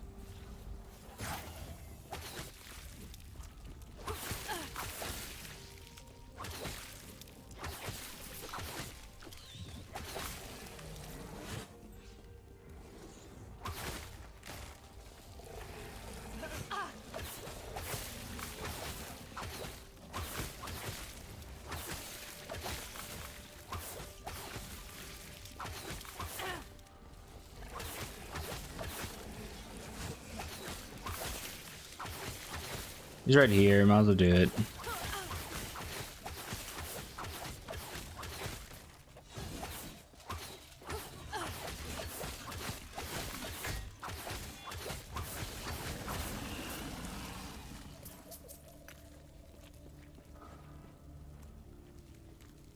Increase physical damage.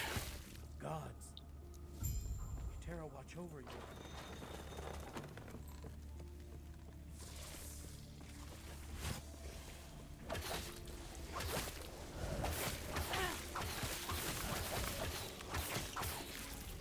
I got went down like a bitch.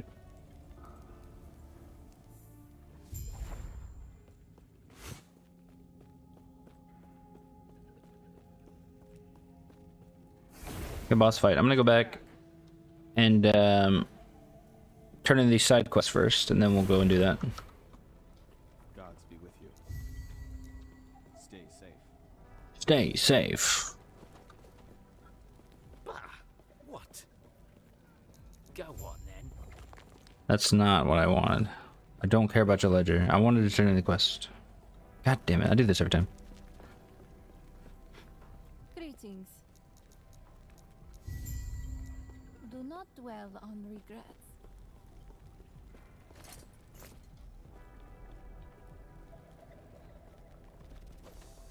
Back through the portal. To kill ourselves a boss. Stay back. Run. No, I don't think I will.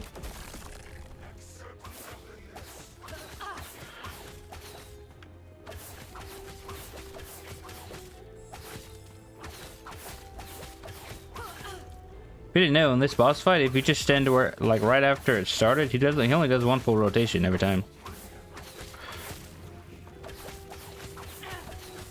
Pretty simple, honestly.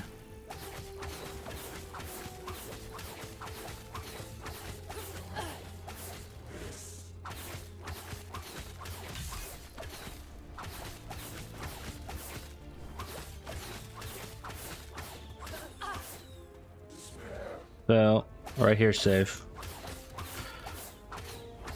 Never mind. I was totally wrong. I should have stood on the other side of the line. And here I am acting all confident. Whoa, 180 damage. Boys, I think we're cooking.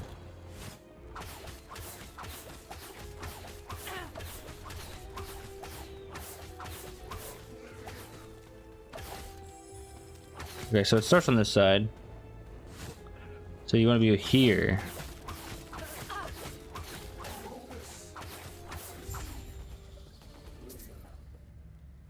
What a shame. Nothing great. It's done. The health per second is better. It requires a higher level. Pusha.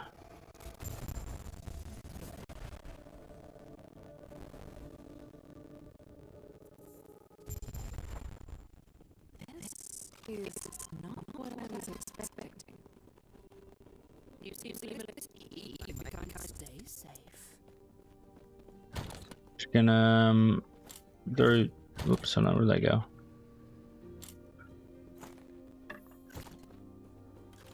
Those in there for now.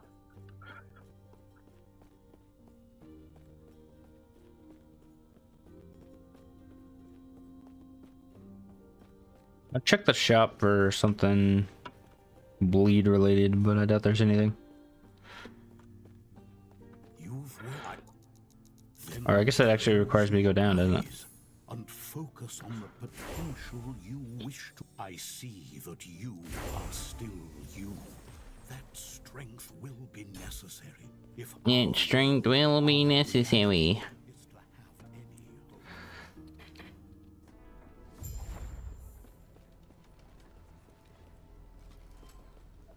Sorry, Ezra, I'm not getting that book for you.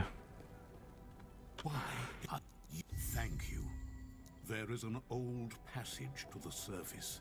I will dispel the rule that keeps it sealed. Okay, we're almost there, guys. We almost have enough. Who's this? What do they want? Smile upon you. Farewell. Lesser refuge in the Shattered Valley.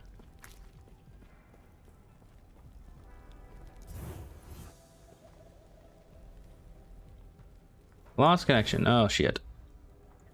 Uh-oh. Oh.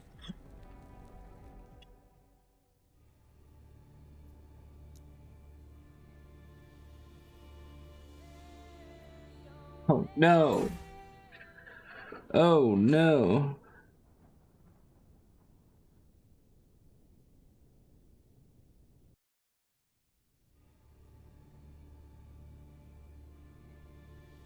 Maybe you just went down? I'm not entirely sure.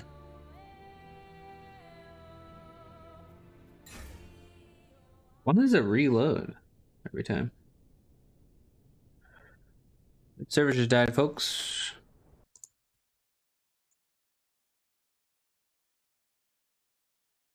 Give it a second.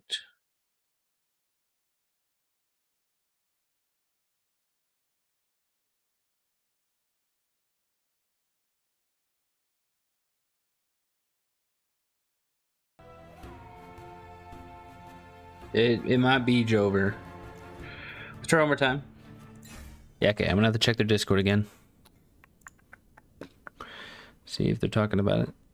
I left their Discord though, because I had no reason to be in there. But now I gotta go back in. They keep pulling me back in. This is how they keep me in the Discord. I'm in too many game Discords, man. Okay, let's look at the Discord. General, is everyone bitching in general?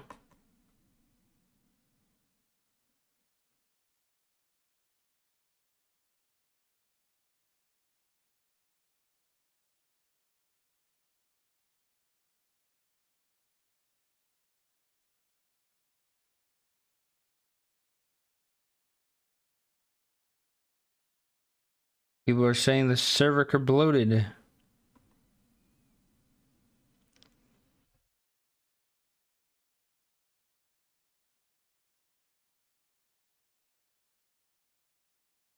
Hold on.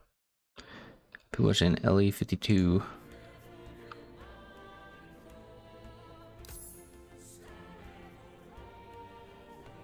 Oh, you have to create an offline character? That's fucking lame. Why can't I not just play with this character offline?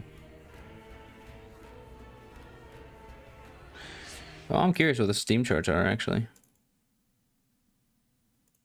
Let's see.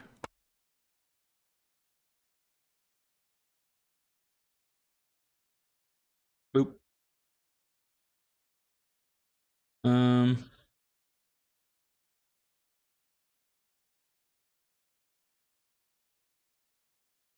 DB baby.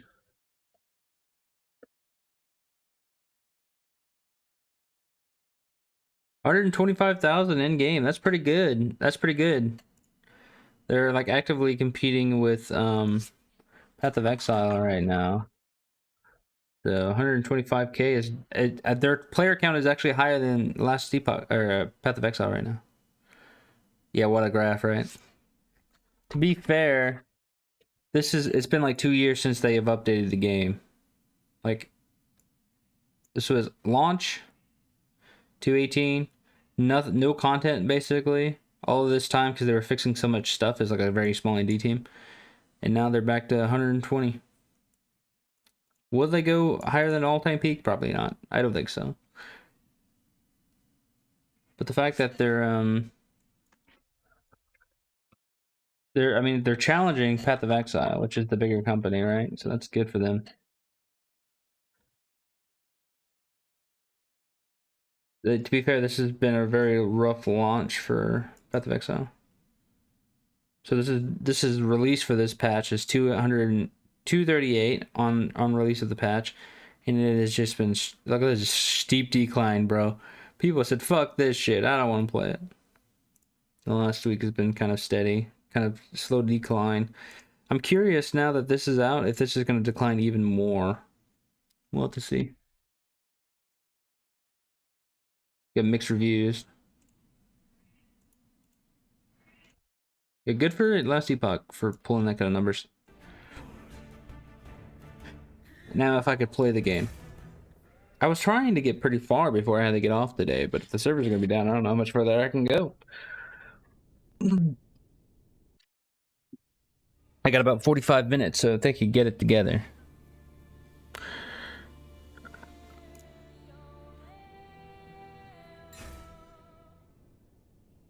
Double check.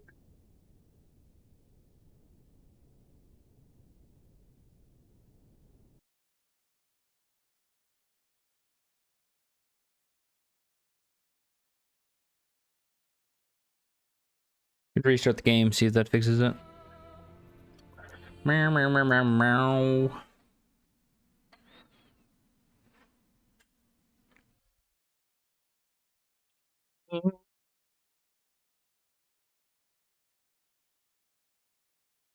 But I mean, overall, it feels like the WASD movement feels pretty good. No complaints from me there. Yeah, man, I upgraded the stream quite a bit.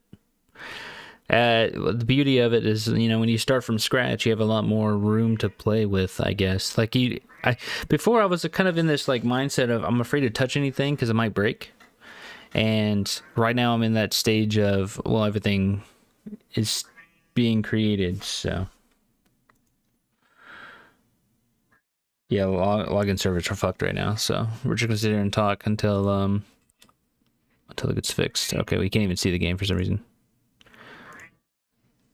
There you go. Yeah, we get that. We got a chatting screen now. I'm not crazy about the style of it. I might change the background image at some point, but it's pretty easy to do. I've started using Stream Element. Oh, let me get Spotify going. I started using Stream Elements overlays, which is before I was just using images, but overlays are kind of nice. That's why if you see there at the bottom, down there, it's got the top follower and stuff that updates every time I get a new one. I could add more like donations and stuff, but I feel like I don't get them, and I feel like there's no point in having that there. At least not right now.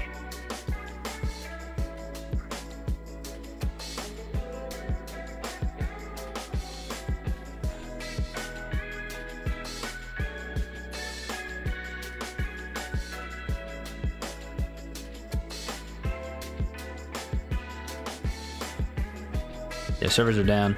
It's very unfortunate.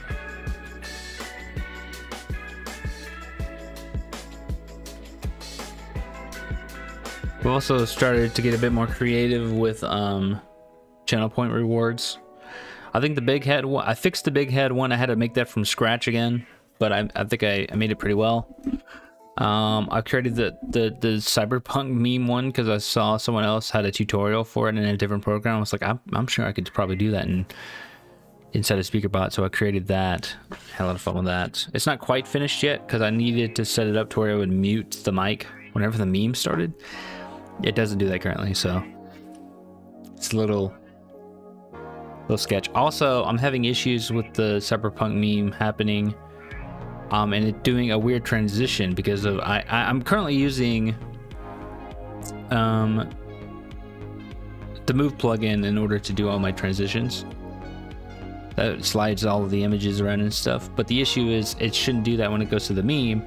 So what I think I have to do is set the default scene transition to just be like cut, and then I will have to manually make it to where the move plugin moves stuff around when I go to a scene. Basically is how it's gonna have to go. But I mean, it's what you have to do, I guess. I don't know if I can make it to where I have scene transitions on singular scenes. Maybe I need to look into that. Actually, I'm gonna Google that real quick.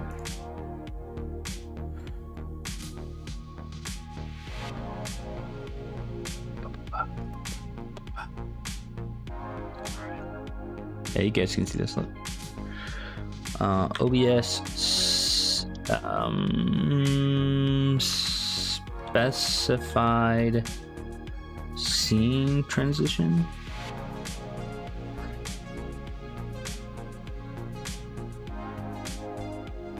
Tricks and tutorial just for OBS, everything condensed into less than 2 minutes. Okay, so I'm going to swap to my desktop scene, and as you saw then, I'm using a transition. I don't want it to use a transition, I want it to do a smooth movement. Okay, so I'm going to right click down on the scene that I'm on and go to transition override. I'm going to change that to move, and then I'm going to go back to the full screen count. Oh shit, okay.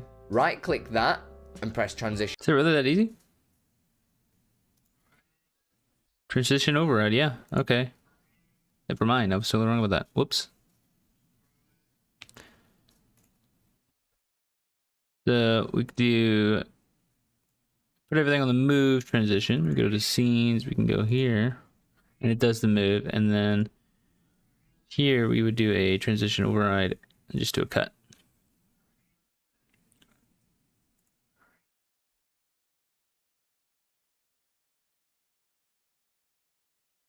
How do I change it to not have... Oh, see, here's the thing. That works in one direction. But... on stream, eh? Yeah, why not? You want to try the cyberpunk meme?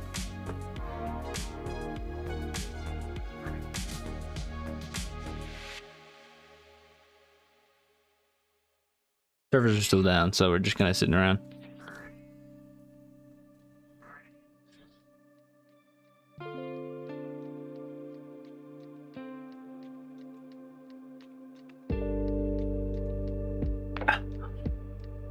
Dude, I have like 1 or 2 strand that just ends up in my mouth all the time.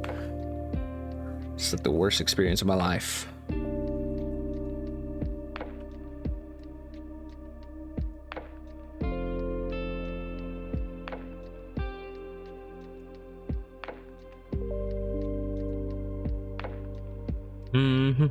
I'm trying to come up with some extra like creative things I can do for my stream.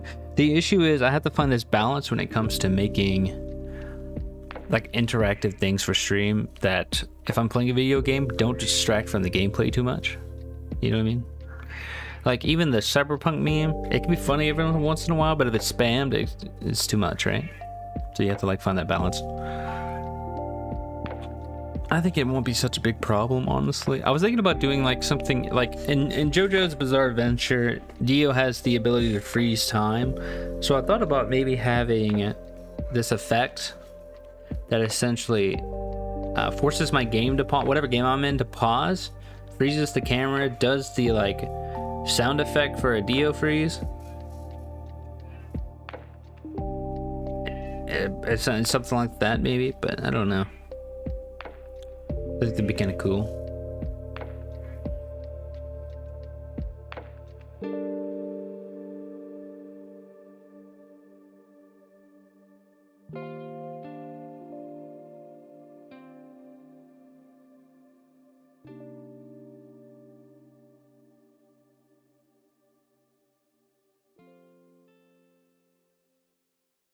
Yeah, I gotta come up with some creative ideas.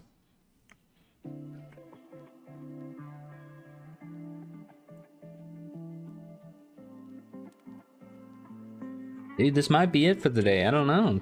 Servers are still down. Go to their support page and see what they say. What's it called? Last support dot last epoch.com. Is that what it says?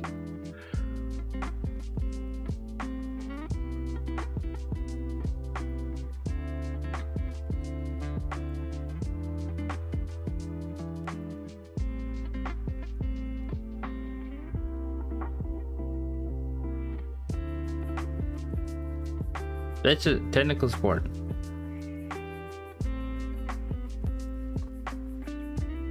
What's the error code?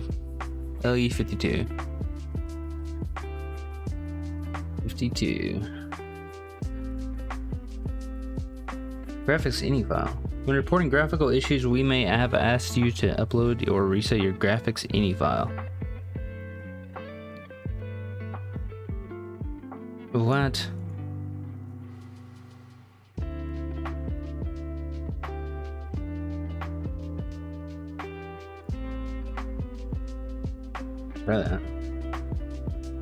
You guys won't be able to see this because I'm not showing you my file explorer, but give me 1 second.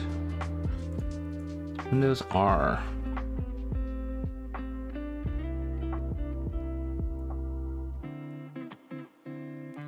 App data local. Whoa.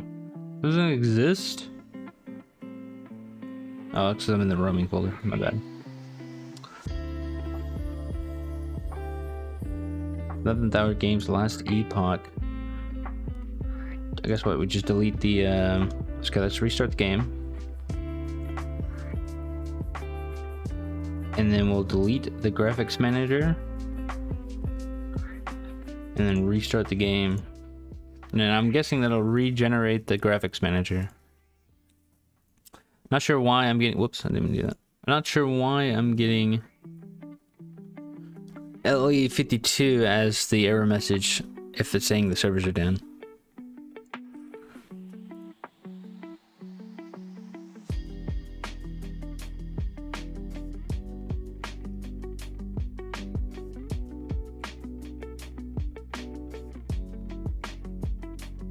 Oh, wait a minute, they may have fixed it.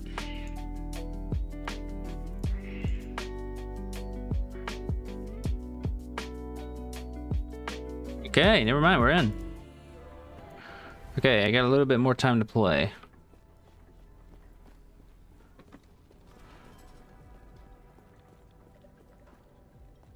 Not sure why they caused it.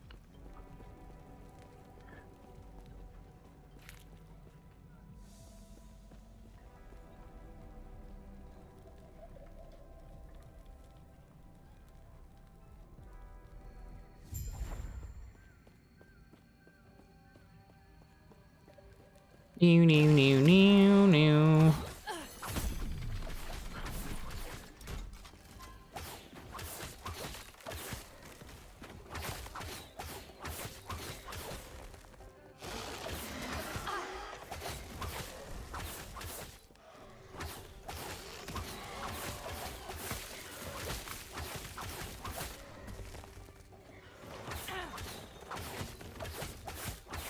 Okay, dog needs me to let her out of the room. Oh, it doesn't pause. This isn't Path of Exile. What am I doing?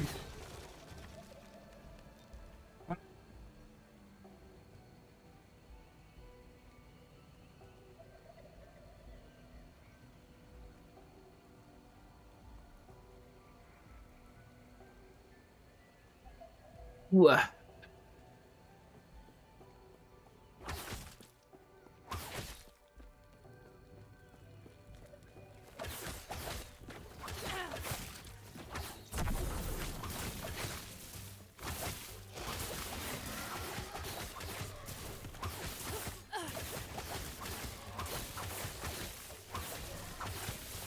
Oh, this lightning's sick. I like it.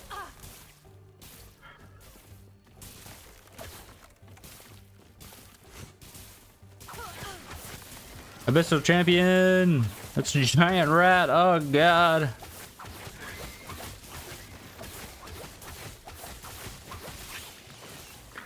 Sorry, he went down like a chump. Armor. Double damage with Falcon Strikes. Chance to bleed on bow hit. Okay, that's actually really good. But it's a dude, that's huge. They won't forget.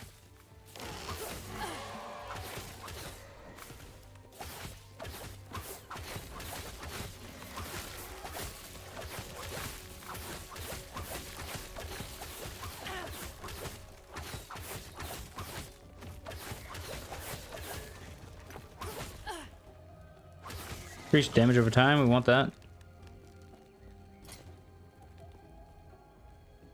This is 13%.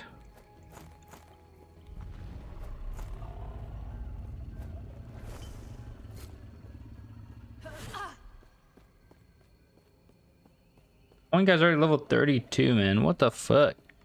I bet he didn't have a crash or whatever the hell I had.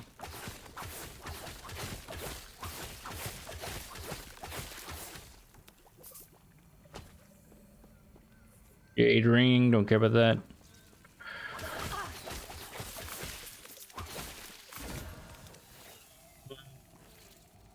Minion health, vitality, 8% movement speed. We can empower those and get better boots. Is it worth it? Nah.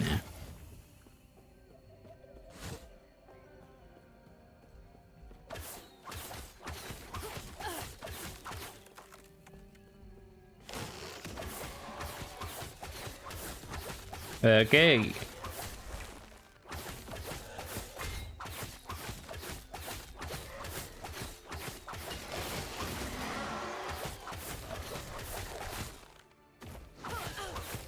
One of the out root, bro. What the fuck?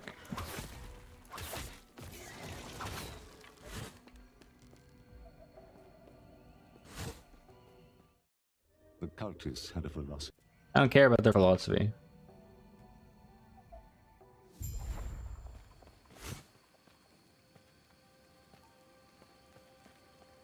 We're on Act 3, or Zone 3, or whatever the hell we're at. Act 2. I don't know where we are. Not happening.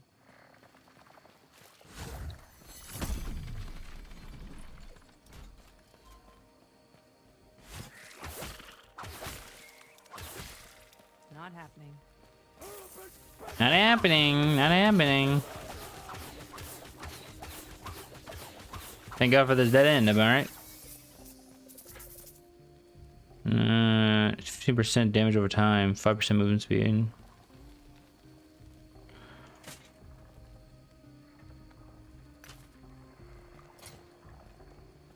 Can't use this because level 16.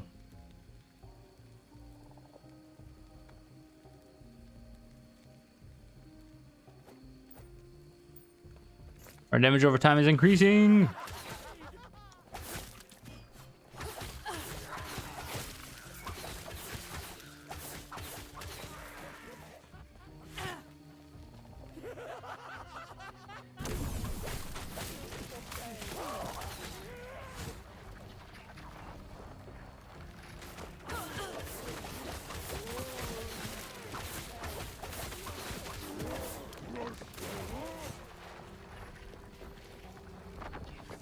Not happening.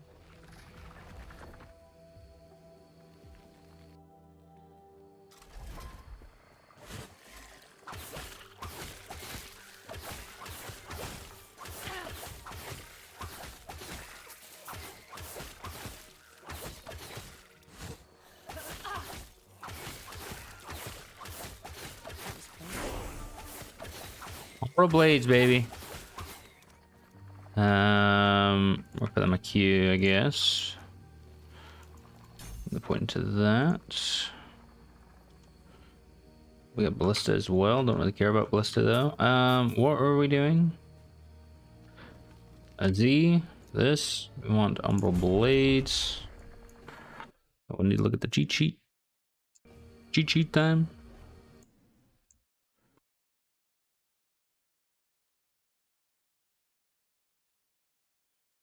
One into Dawnfall, one into Precision Cuts, and one into Sword Thrower. Do.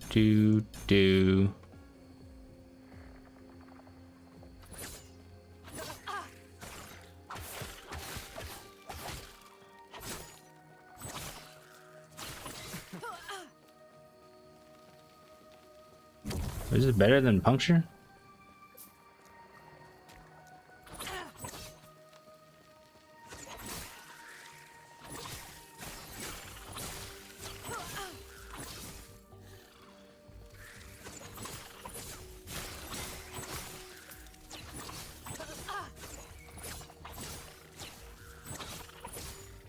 And this doesn't bleed though.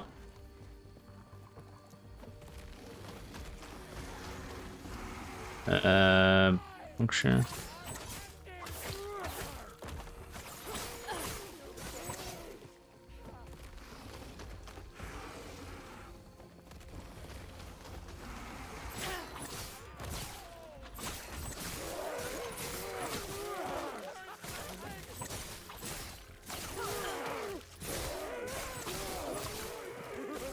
And clear is definitely better.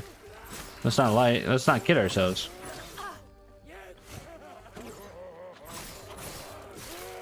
Easy. Too easy.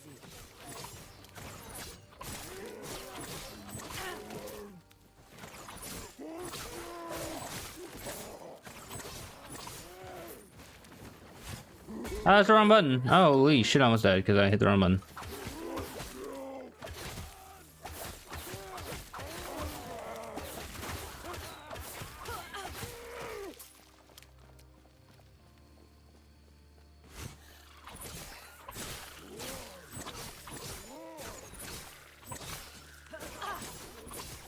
The thing is, it doesn't bleed, it doesn't seem like.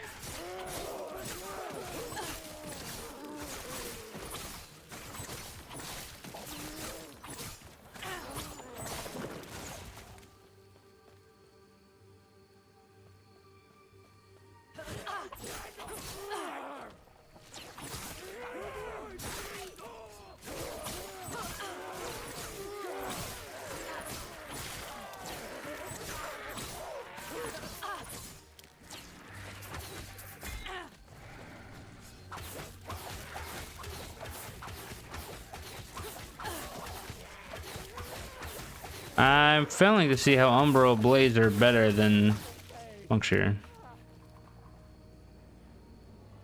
I did if that was bleed damage. Would have been sick.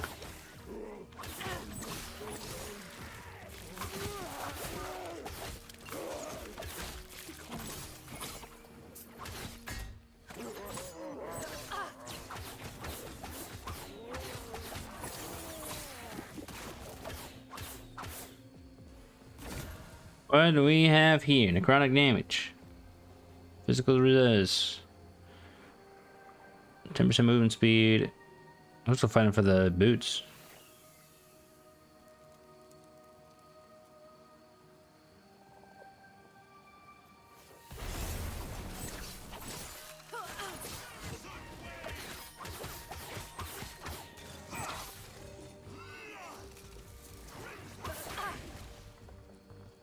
Why can't I?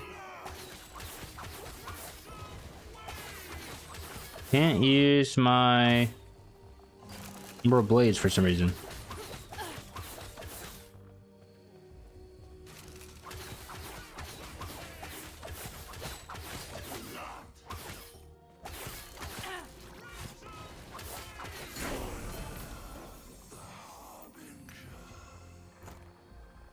I don't really care about the other stuff, I don't think. No.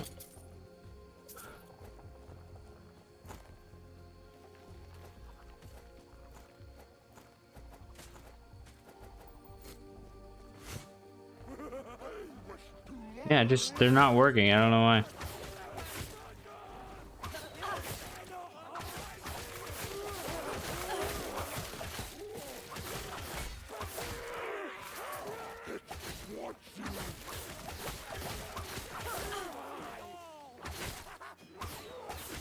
Hello, old friend.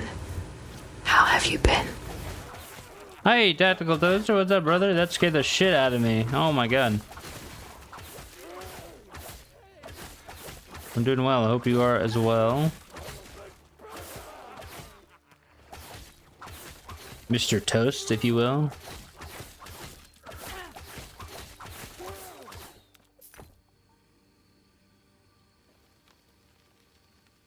Wait, why is she whispering in my game? What's going on?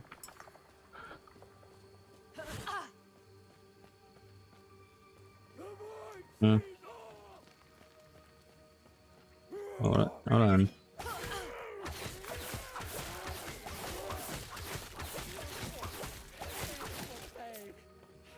For the record, did you guys hear that as well? I wanted to make sure that my audios are working.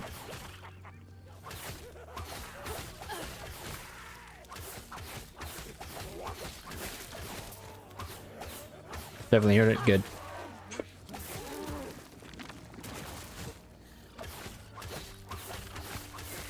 Was it too loud?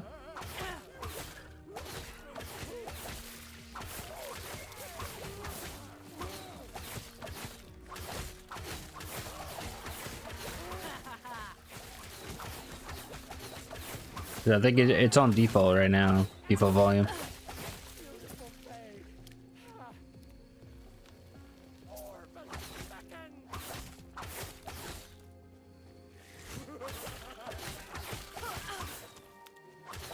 Doing the daddy thing. Hey, nice, man. Pre-K? Oh. Are you gonna be one of those dads that cry when you drop them off?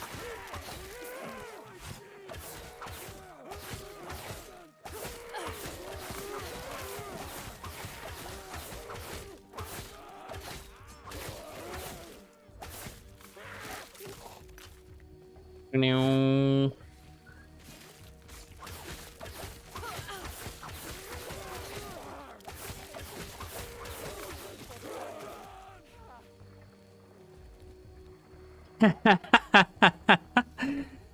Yeah, hell yeah. That's the way to be, man. Not happening. Greetings. Greetings. Shut up, nerd.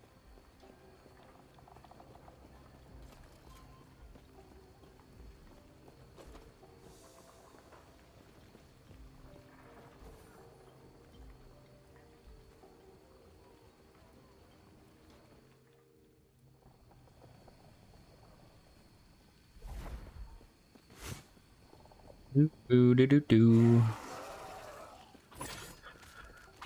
I can use my abilities again, thank God.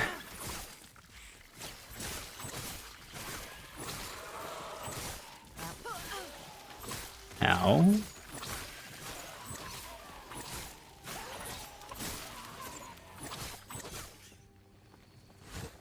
Wrong ability, wrong ability.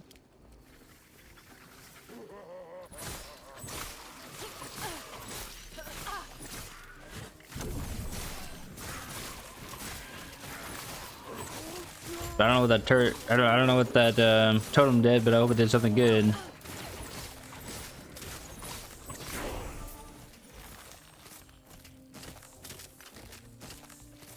Quiver of remedy, deflection, poison, cold, health regen. It's pretty good built as well, honestly. The shift right click to drop them.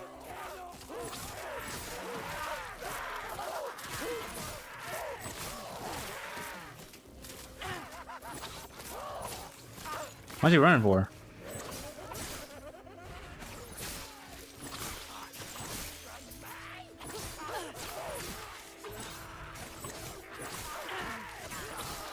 Oh shit, almost died. Dude, I need a warning game. Can you like warn me when my health's low, please?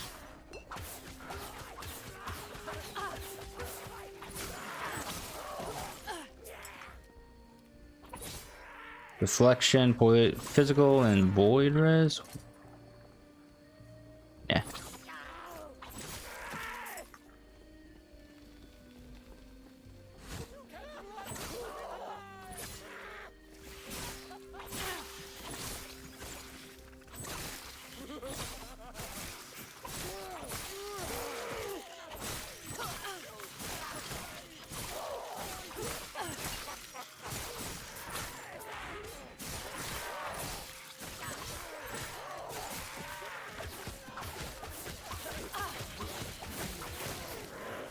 Okay.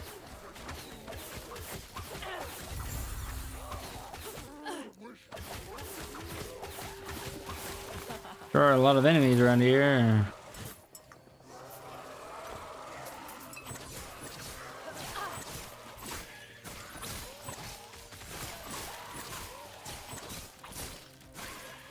You die so I can level up already. Quiver of Sleet.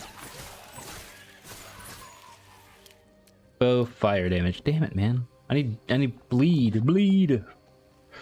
Let me look at the cheat sheet. Because honestly, I should probably be looking at a different one. At 16 to 44. Passes. Draining arrows is what we're gonna do. 8 points in that. 5 unspent points. I would like to spend them, please. Why can I not spend them?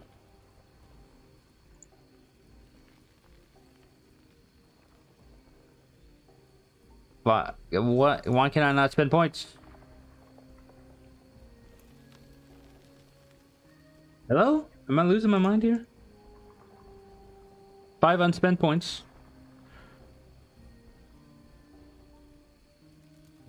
Oh, do I need to get it here before I can do the other stuff?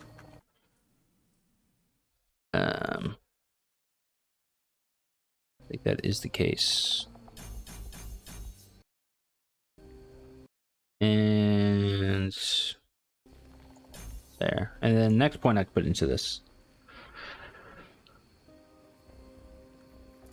Skills. Let's see. Cacophony of Steel. Create a blade storm that hovers and spins in mid-air. We do want that, I think. Peachy. Do.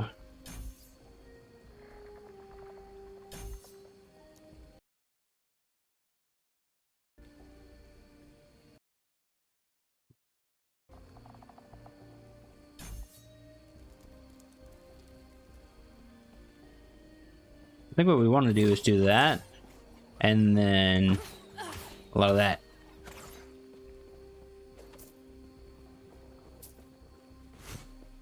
I think that's the way you win.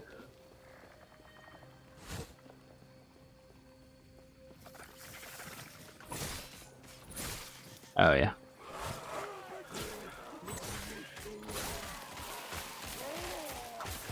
I wish I could put in an attack on left click though.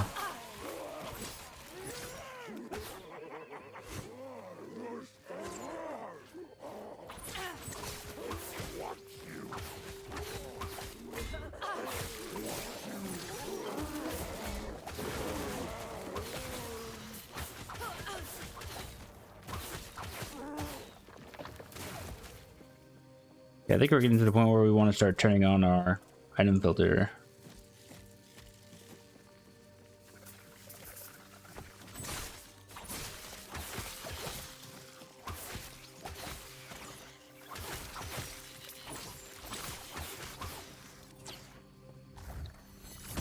Here with the teleporter.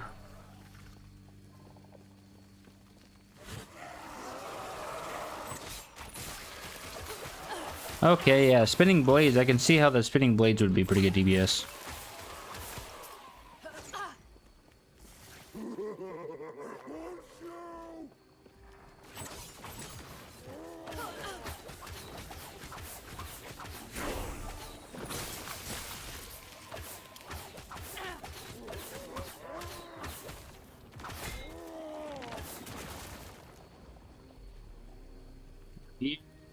So that increased bow attack speed. We're gonna be shooting so fucking fast.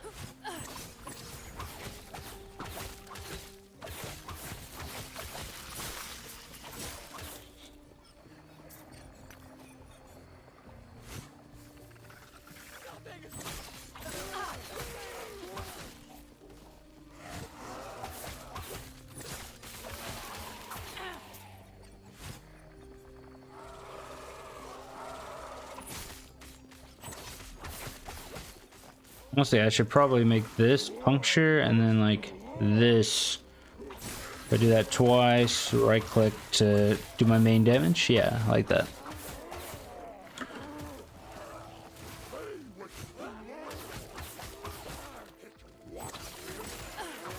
That was close.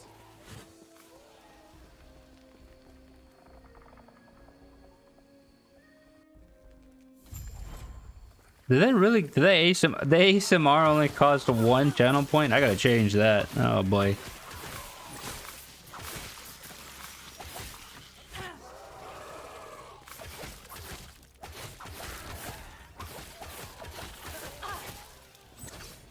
Sure, what I was thinking with that one.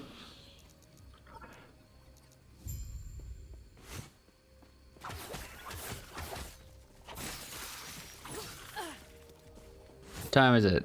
12:48. I get about 10 minutes. Not gonna be as far as I would have hoped because the whole little server outages today, but that's okay. Don't be too mad about it. Launch day after all.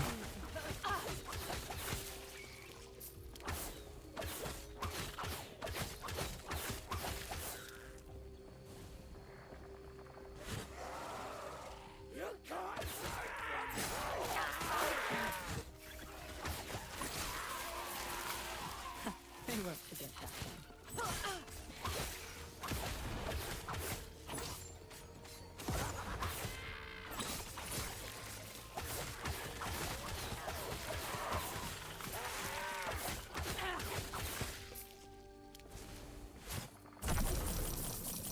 then. Gold, so much gold. Thank God for that. Not sure what I'm gonna do with it, but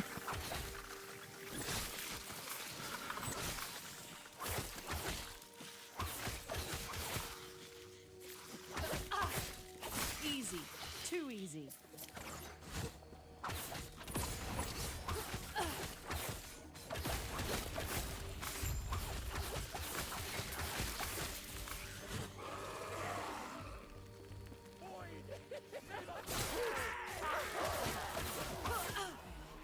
yeah, I dig the spinning blades. I really do.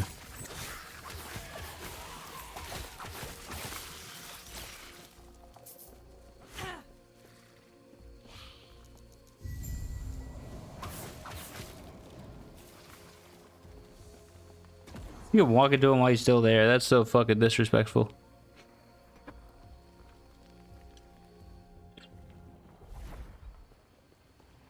Not happening. You dodge when I say dodge, bitch. Okay, you don't tell me what's happening. I'm the player here. Check out our armor. Are they trying to sell me microtransactions right now? I won't have it. Not happening.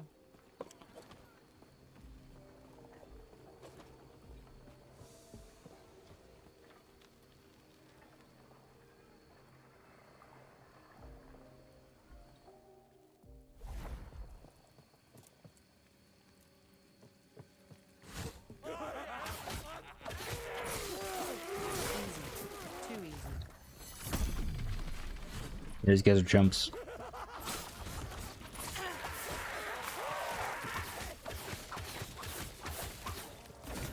What do we got here? Fighting stance. Melee damage. That's not gonna help me. Increased movement speed though. Do you take it for the increased movement speed? What are we rocking right now? 1 intelligence?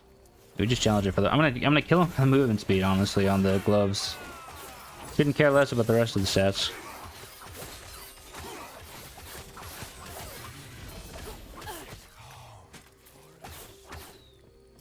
He's extra movement speed. Hell yeah.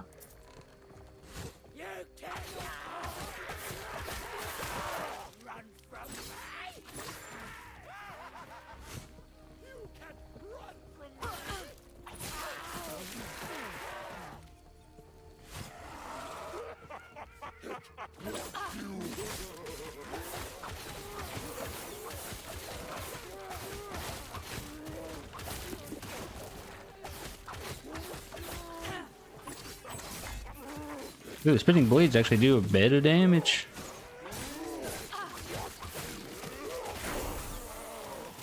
Pretty good single target, honestly.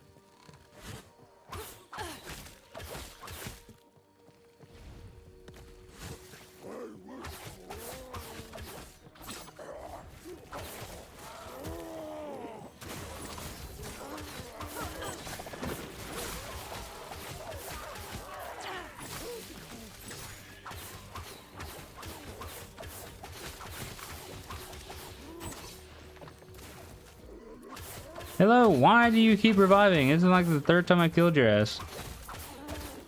Stay down, big boy.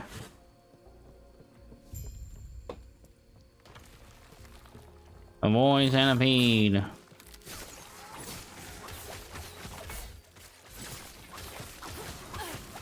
It is pretty ugly looking, not something pretty to look at. Oh, charge.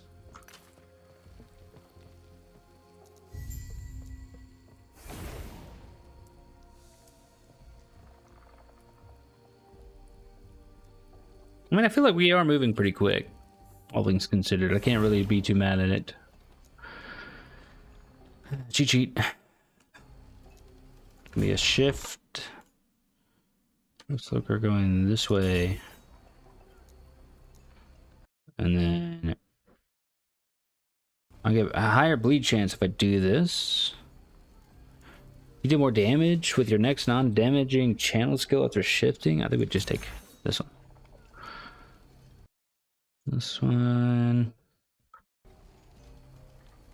It has a chance to cause enemies to bleed, yeah. Oh, dude, okay. Well, I should have taken that one off the rip. I was not paying attention.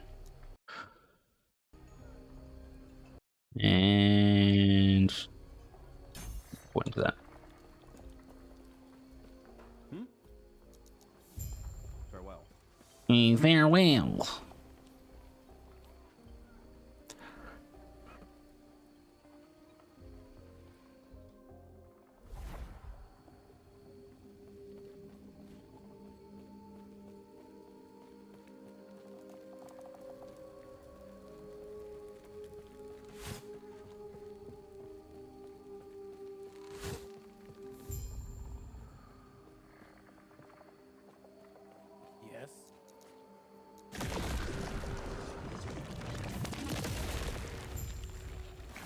They just exploded.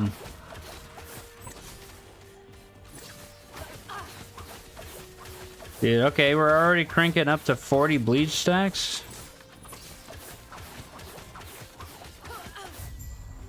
This guy went down like a jump. Okay, 5 minutes, and then we gotta go.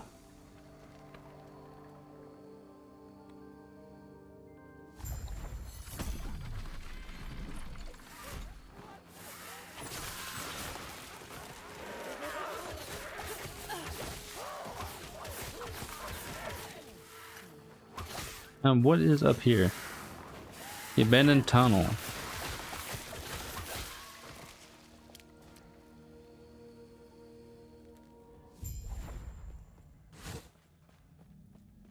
Okay, this is a side area.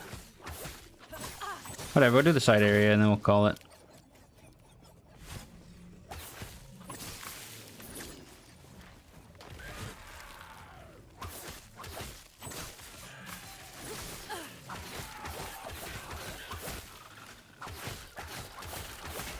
Back beans, back.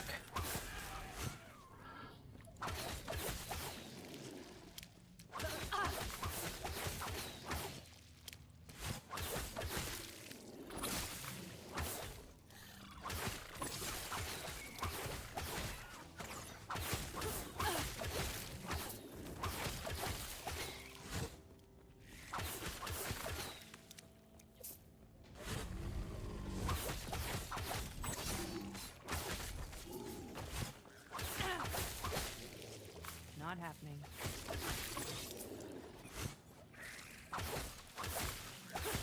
So I've just been debating with myself whether or not I start streaming on the weekends. Because, I mean, it wouldn't be that hard to stream the same hours. Saturday and Sunday. I mean, most of the time I'm just sleeping through it during those times anyways. And honestly, it would probably be best for my sleep schedule during the week if I didn't stay up super late on the weekends. I just don't know if I want to, like, I don't know if I want to do that. Because, like, it's kind of one of those things, like, when you start doing it, you kind of have to keep doing it. And you can't really go back on it. But I'll think about it over the weekend and see if I want to just do that starting next weekend. This weekend is kind of a no-go. Actually, this weekend and next weekend are a no-go. Because I've got plans, unfortunately. But eventually, maybe I'll start doing streams on the weekends.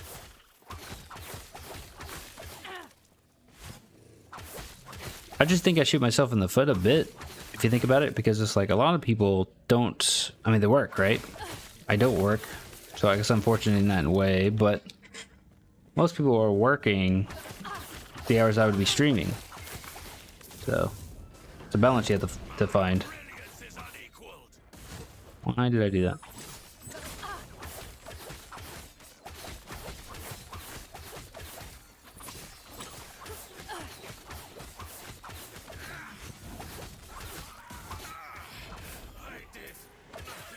What's this?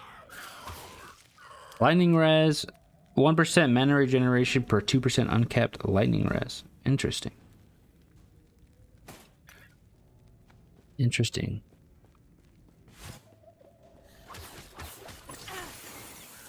Yeah, that's kind of where my mind is. I feel like I've gotten pretty consistent with streaming on the weekdays. If I could get the weekends as well, I think we'd be pretty well off, to be honest.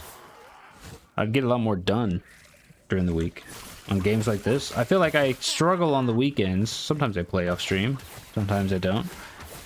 But I just like I fall behind in content pretty quickly. Not happening.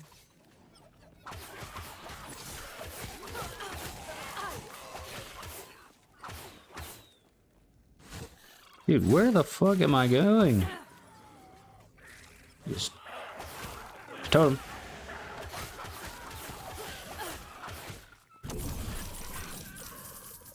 Do I have no music playing in my settings?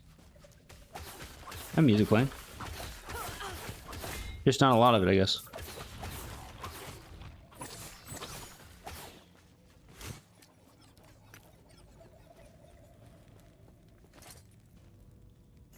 We're getting a decent amount of shards now. I might be able to start using them.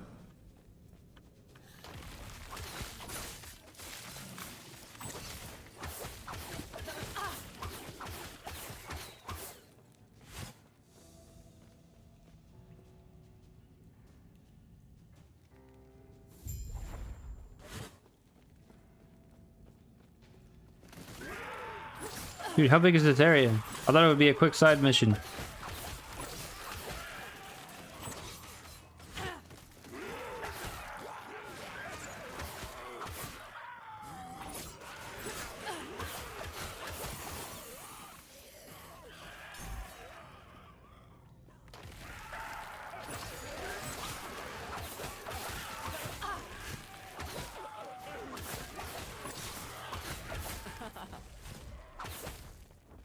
Not happening.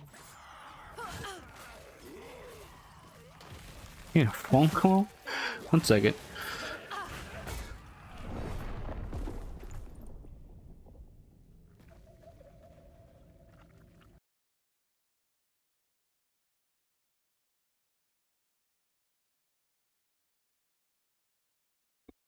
Alright guys, I'm gonna end stream. I'll talk to you later. It's been fun. I'm gonna play you out with the ending and then call it a day. So thanks for hanging out. I appreciate it. But I gotta get going. Honestly, I don't have as much time as I would have liked on the league start day, but it's been fun.